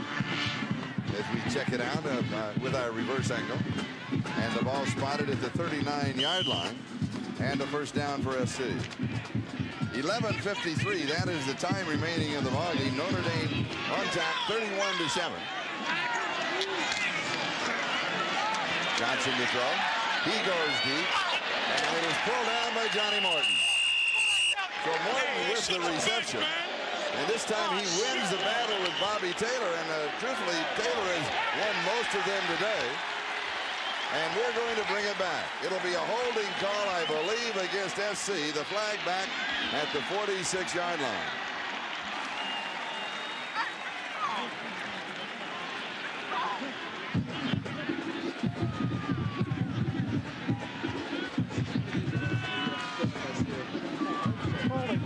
Offense, still first down. Bobby Taylor on the coverage of the corner out. Watch, nice catch by Morton. Watch at the end of the play. Taylor knocks him down. Now watch Morton get up. You can see the knees come under the face. You can see him jawing right there at the end of the play. And of course, if I happened to be Bobby Taylor, I'd remind Johnny Morton, hey baby, look at the scoreboard. 31-7. Johnny Morton, by the way, was an intern on the Arsenio Hall show and said he really enjoyed that, wanted to go into television production after a possible pro career. Johnson, lots of time, rolls, throws back over the middle, incomplete. Ken Grace, the intended receiver, and it'll be 2nd down. 2nd down and 27.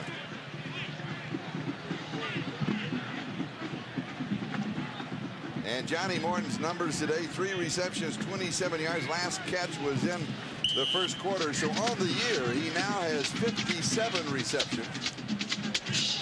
He has a television celebration that he does more mentally than physically, so that he doesn't draw the penalty, but he hasn't been near the end zone today. Here's Johnson. And he goes deep over the middle. This one is to Johnny Morton, and he is caught from behind by Jeff Burrow. What a throw by Johnson. That was right on the line. Comes across and comes on the deep cross. Watch, Taylor just lets him go here. He cuts to the inside, pushes him into the inside, anticipating he has help. Getting behind the linebackers. Taylor points and screams, but he said, hey, that's too late. Burris on the tackle. First catch since the first quarter for Morton. Put that in perspective, the numbers, Charlie, that heading into this game, Morton averaged between 7 and 8 catches a game for 125 yards. So the Irish have done a good job of shutting him down today. 4 for 52. That one was good for 41. Here is Johnson. And he fires right side. The pass is complete to Deion Strother. And he is the fullback, the converted tailback, and he has had a good afternoon on the receiving end. The top 10 in collegiate football. Florida, they are off. You had a chance to visit with Bobby Bowden at halftime. Notre Dame ranked 2nd, and right now with just over 11 minutes to go at a 31-7 margin. It looks as if the matchup will continue. Florida State and Notre Dame, presented by the U.S. Postal Service. That is in 3 weeks on November the 13th. This one is not done. John Covington, who you met at halftime, what an outstanding young man he is. He makes the play for Notre Dame. Let's go back to that game. Well, let's go back to the replay. The one weakness that Johnson has here is moving out of the pocket. He's not quite as mobile, and right there you can see as he moves to his right, he doesn't see Covington at all, and he's lucky to get that one back. It could be the game of the year that I was talking about in college football. That's on November the 13th. Heisman hopeful Charlie Ward and the Florida State Seminoles here in South Bend against the Irish. You know what looks... We'll be here for that coverage. That's going to really be a good one. I was about to say the classic matchup, besides the fact that you got number 1 and number 2, is very diverse styles of offense. So you got one very physical, run the ball, and another who throws so well. Here is the sack by Jim Flanagan.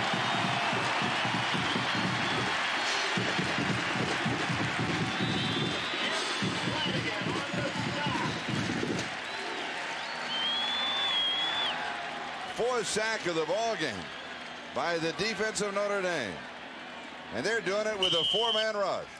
Coming to the left side of your screen, Deion Strother decides that he's going to help on the inside, and that leaves number 44 wide open to come in and nail Johnson. So it will be 4th and 13. Johnson throws. This one is intercepted at the 5-yard line by Bobby Taylor. Taylor needs a block, cuts back. He needs one more block. He returns across the 50 to the 48-yard line. 46 yards on the return by Bobby Taylor.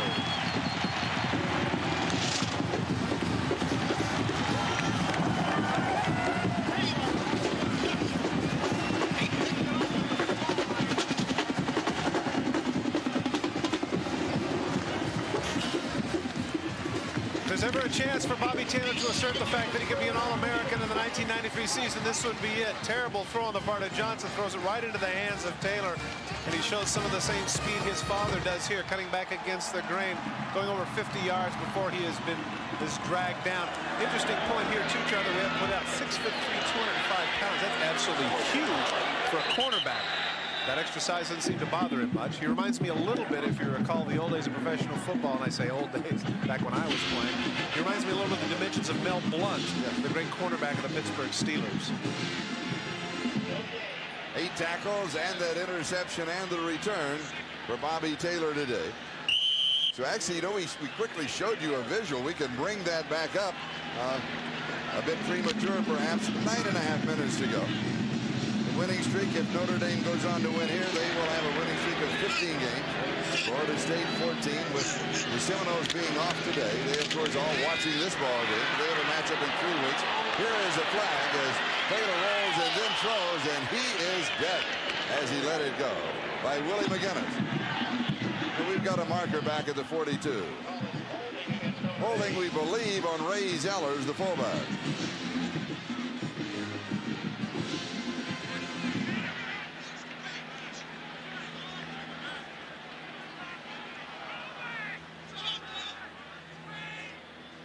.9:16, that is the time remaining here in the 4th quarter at Notre Dame Stadium.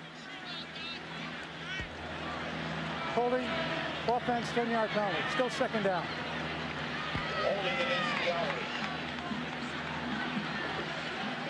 A little bit of inexperience on the part of Fela here at the end. This is where he should just get rid of the ball. He waits to the last minute and then just gets absolutely hammered.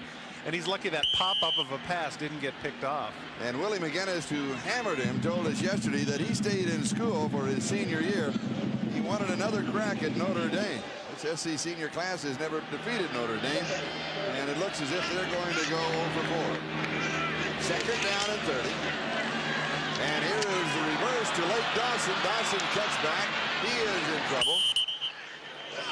And he's going to lose 4 or 5 yards. Jeff Kopp finally makes the tackle, and Willie McGinnis was there again. I was about to say, Kopp makes the tackle, but McGinnis is the one that makes the play. He doesn't get fooled by the misdirection. Here's number 55 waiting on Dawson, forcing him back to the inside. Even though he gets juked there, he runs into the pursuit. And that's McGinnis, who, as you mentioned, is in on the tackle. Heads up aggressiveness. He sees 87 coming around, isn't fooled, forces him back to the inside, and he gets in on the tackle there at the end of the play. 3rd down and 34. The ball at the 28-yard line. Here's a look at Willard. And here is Lee Beckton. And Beckton near the 35-yard line. It'll be 4th down, and Notre Dame will be kicking. We have not seen a cloud here today. It's been absolutely gorgeous. The temperature at kickoff time was in the high 50s, and we have a breeze, a very pleasant, beautiful afternoon here at Notre Dame Stadium. The Irish on top of the Trojans by a score of 31-7.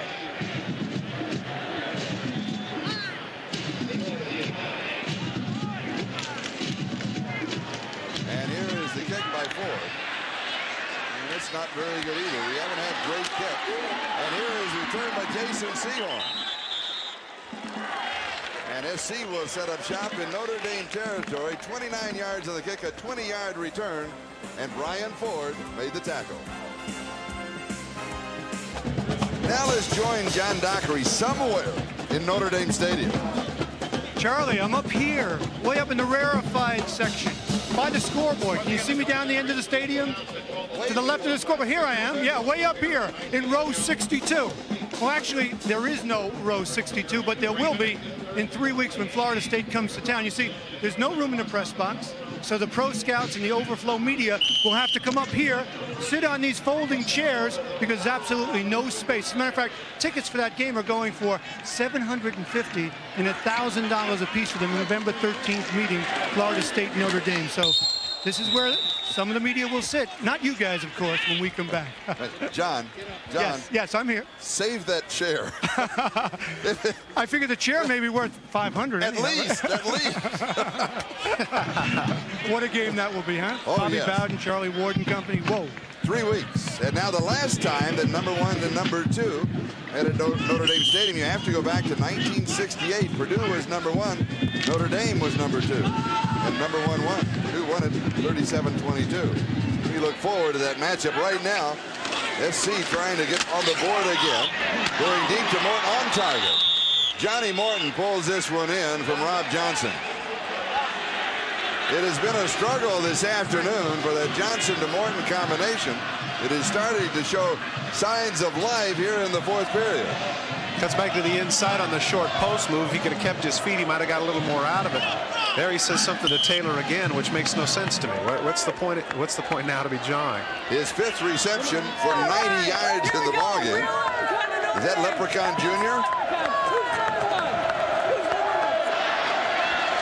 At the 18, first down. Whoa. And this is John Allred from Del Mar, the redshirt freshman who pulls it in. Justin Goheen and Brian McGee make the tackle. That's a great catch. He was going the other direction, and he backhands it. I tell you what, those Tackify gloves must be something. Watch, he's moving to his right, and watch the throw, and he backhands it. Look at this right there. Pow. Boy, that's a whale of a catch. The ball at the 10-yard line. It is 2nd down and 2. 6:40 and counting. That is the time remaining in the game. Walters is the remaining back. And he carries on the draw. He's only going to get a couple of yards on the play. All he needed was 2 for the first down, and let's see if he picked it up.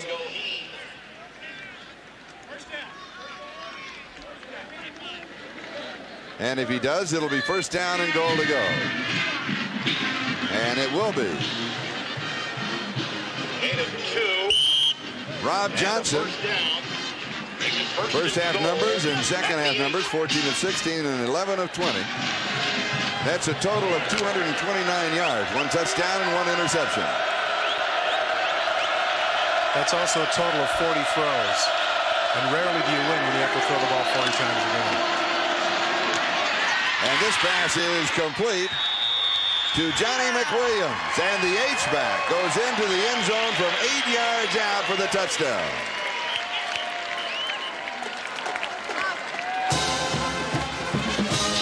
Well, he was sure determined. He definitely wanted that score. Watch the catch in the middle of the field. Watch the number of bodies he's able to go through. It's a decent catch, but Notre Dame people have plenty of time to stop him there at about the 3-yard line. Now watch the collision. Runs right through Burris and over for the touchdown. The 6'5", 265-pound sophomore from Ontario, scoring his second touchdown of the year. And that is the second touchdown pass of the ball game for Rob Johnson, and his 18th on the year. And SC now will go for 2 points.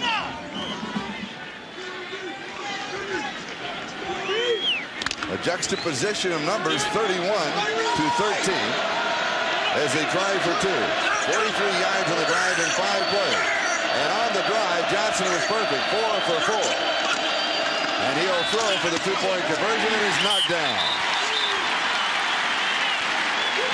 Thomas Knight again, 6'4", 231-pound sophomore from Memphis, Tennessee, knocks it away. Notre Dame 31. So the score remains Notre Dame 31, USC 13. We'll be back with the kickoff in a moment.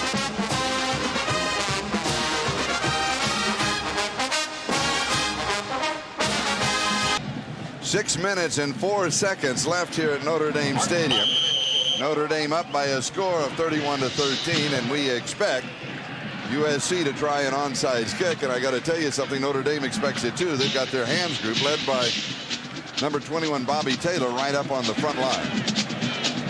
For SC to recover, the ball has to go 10 yards or be touched by a Notre Dame player. And there it is. There is the high bounce, and it is Taylor, and he cannot come down with it. He went up for it, did not come down with it, and SC has the ball.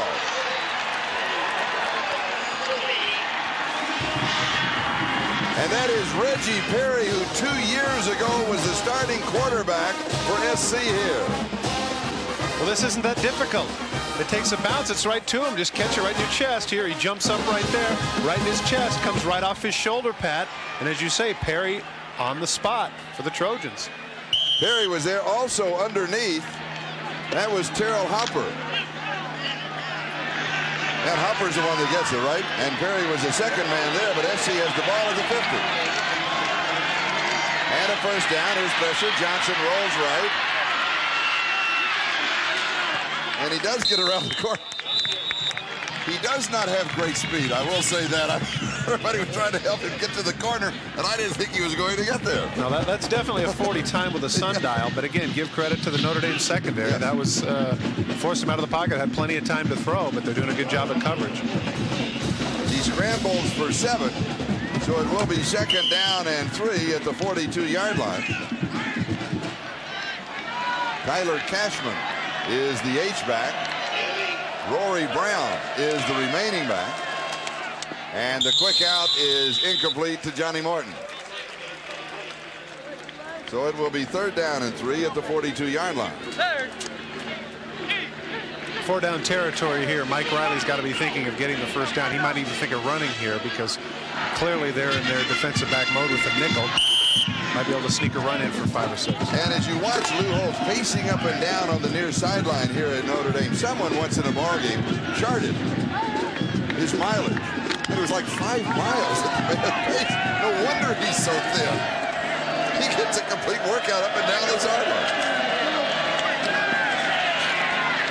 And this one is incomplete.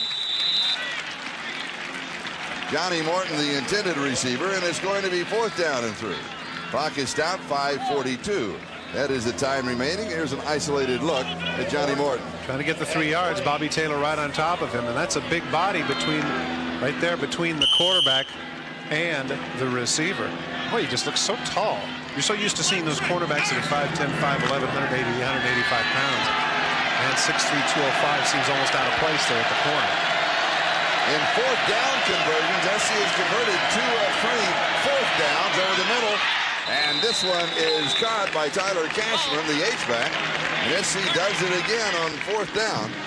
With just over 5.5 left in the ball game, Ryan McGee, the nickelback for Notre Dame, is the man who makes the tackle. I'm really impressed by the pass-catching ability of the H-backs and the tight ends for USC. Clutch 4th down catch there by Cashman. And Rob Johnson got nailed right after he released the pass. And that was Melvin Dansby, the freshman from Birmingham. He had a running start at it. It's a first down. Johnson throws. And it was Rory Brown on the far side with Bobby Taylor there. Taylor has had an outstanding defensive game. Well, he's got to be in double-digit tackles by now, in addition to the interception that he had earlier. Looking a little fatigued, too.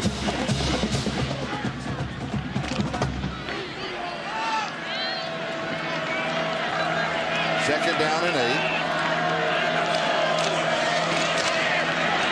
Johnson goes deep, and it is pulled in by Johnny Morton at the 15-yard line. Jeff Burris makes the tackle after a gain of 19.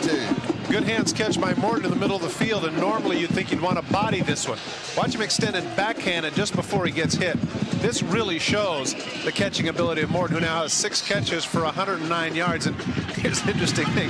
How many times would you say a guy has a 100-yard day and it's somewhat nondescript? But really, that's what it's been for Morton. Right. Most of it coming after most of the receptions after the game was out of reach. This is a ricochet off of Ken Grace, and it will go as an incomplete pass.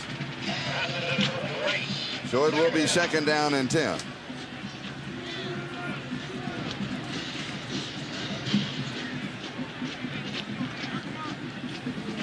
Little disappointed in the throw that he had. Rightfully so. He wishes the ball would have come down to the catch. And the ball at the 15-yard line. 4:23. That is the time remaining. Johnson now has completed 29. He has thrown 43 times. 269 yards, 2 touchdowns, 1 to Strother, 1 to McWilliams, and he's had 1 interception. Here is the blitz, and he dumped it. Now the good thing, as far as SC is concerned, with Robert Young and Brian McGee right in the face of Rob Johnson, is that he was able to avoid the loss by getting the pass off. And this is something, we mentioned it earlier, that John Robinson has been wanting him to do. And he has taken a beating. And we've got a timeout as the Trojans stop the clock. 4:19 left in the ball game. Timeout SC. Here is a program reminder for you here on NBC. Tonight, great comedy is coming your way with all new comedies and drama. It all starts with The Mommies, followed by Valerie Bertinelli and Cafe American. Then Richard Mulligan and Lonnie Anderson keep the laughs coming. Empty Nest and Nurses, and that is followed by the all-new Sisters. That is all tonight here on NBC. And another program reminder, don't forget in 3 weeks on November the 13th, as Kyle Wildholz loosens up, the backup quarterback for USC, is that here at Notre Dame Stadium, it will be the matchup between Florida State, currently ranked #1, and Notre Dame, currently ranked #2, and NBC will be here at 1:30 Eastern Time. That timeout there was not simply just to get the play. I really think that was for Rob Johnson to recover. He has been getting hammered here the last couple of series, as witnessed by the knockdowns and deflections that you saw. They need to protect him a little bit better if they want to get this touchdown.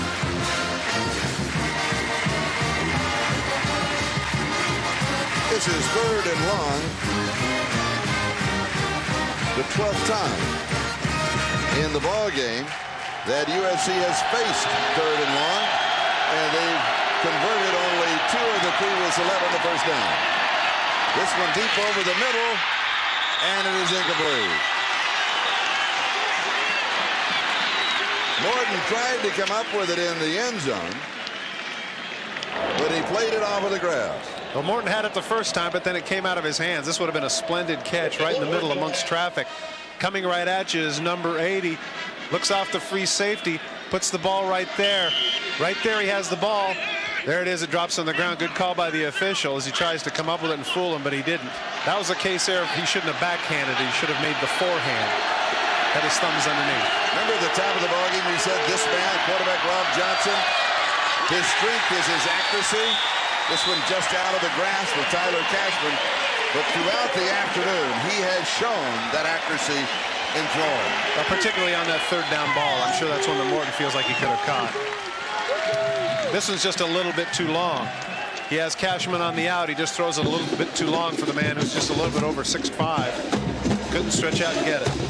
So Notre Dame will take over on downs. Rob Johnson, 29 of 46, 269 yards, 2 touchdowns and 1 interception. And Notre Dame with a first down at their own 15-yard line with 4:09 left to go in the ball game. And the Irish are on top by a score of 31-13. Now they show the split tee from the 15-yard line. And the ball carrier is Jeff Burris. Brian Williams makes the tackle. Now, here's the situation that Notre Dame faces. Now, Kevin McDougal has been the starting quarterback. Paul Fela coming into this. He's had a very good ball game. His first start of the year. He had a start a couple of years ago, and he did for a couple of series. That was in the Purdue ball game. He has had an excellent day. Now, what's going to happen 3 weeks from now, the showdown with Florida State? Well, we asked Paul that question yesterday.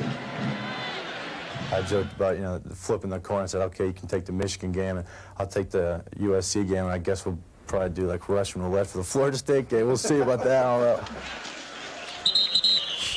know. That was a pretty good answer. And there is Kevin McDougal, the senior from Pompano Beach, Florida.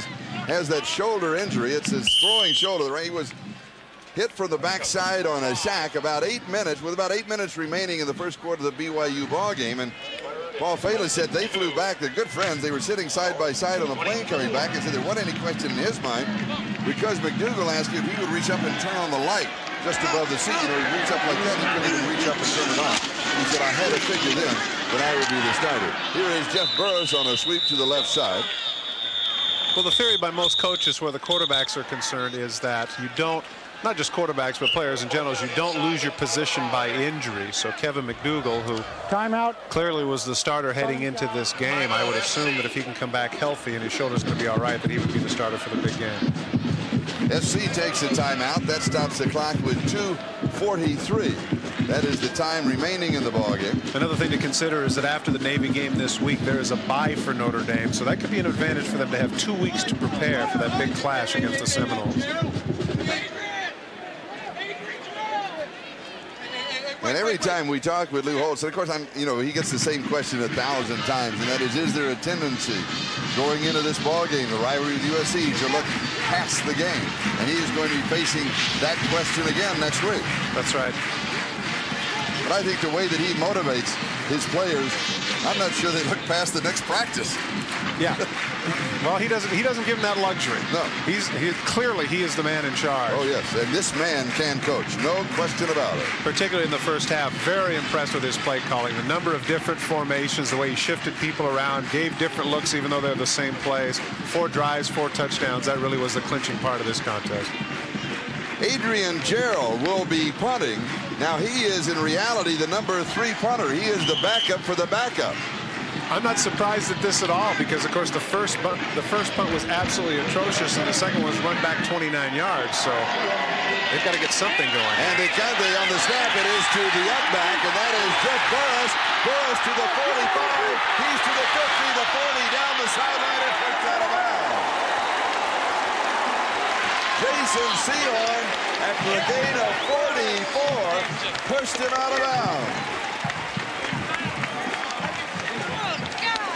All right, how do you want to look at this? Do you want to look at this as rubbing it in when you're up 31-13, or do you want to look at this in terms of what I mentioned earlier, and that is to show that punt fake and give the Navy and Florida State something to think about? Poor tackling on the part of the USC Trojans enables Burris to get this long run, but you know, that would be for you as the audience to decide whether or not this is one of those deals where it's rubbing it in or giving Florida State an opportunity to see something a little bit tricky. Burris, 4 carries, 53 yards rushing, and the touchdown. And this is Dean Lytle, the senior, who is the ball carrier. Jeff Kopp making the tackle along with Shannon Jones. As a sophomore, number 7, Dean Lytle was a defensive end. And then he was switched to fullback with a brief stop as a wide receiver. And that stop was very brief. Haven't seen much of Becton here in the 4th quarter, but then again, he's done his damage so much earlier in the game. I'll give him a chance to rest that hamstring and get ready for next week. Well, he needs a rest. He has rushed for 100. He deserves it, is a better word. He has rushed for 177 yards, averaging almost 9 yards a carry. Here's Randy Kinder, the freshman out of East Lansing. A check of the clock, 1:42 and counting. That is the time remaining in the game. Notre Dame with this victory well in hand. Their record will go to 8-0. Their unbeaten string will go to 15-0. They will remain the number 2 team in the country.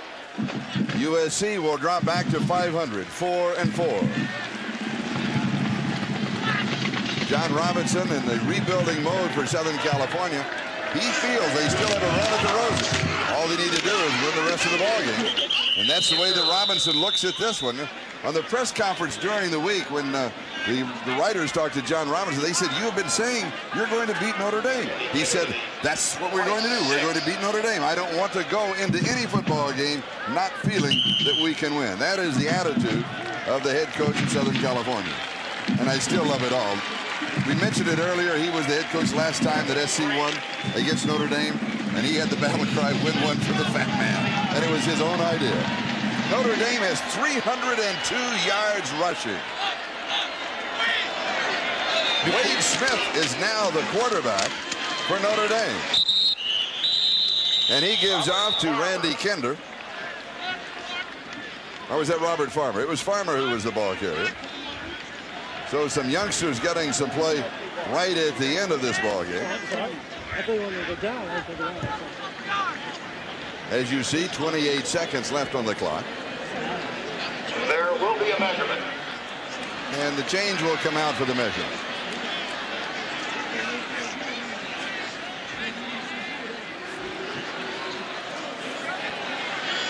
Ball is short of the first down. SC takes over on Wade down. Smith is a sophomore from Garland, Texas. He was in for that last play, number 18, so that has to be a thrill.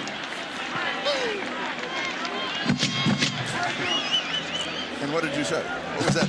It has to be, I would think. Okay. A muted one. Well, but that's what you're here for. I understand. I understand. Don't you remember? Well, now SC is doing the same thing. They're going with a different quarterback as well. Sure. Get a chance to tell your children that you're a part of the SC Notre Dame, of course, contest. This is Kyle Wahos, a sophomore from Corona. He has a great arm, by the way. That's the scouting report on it.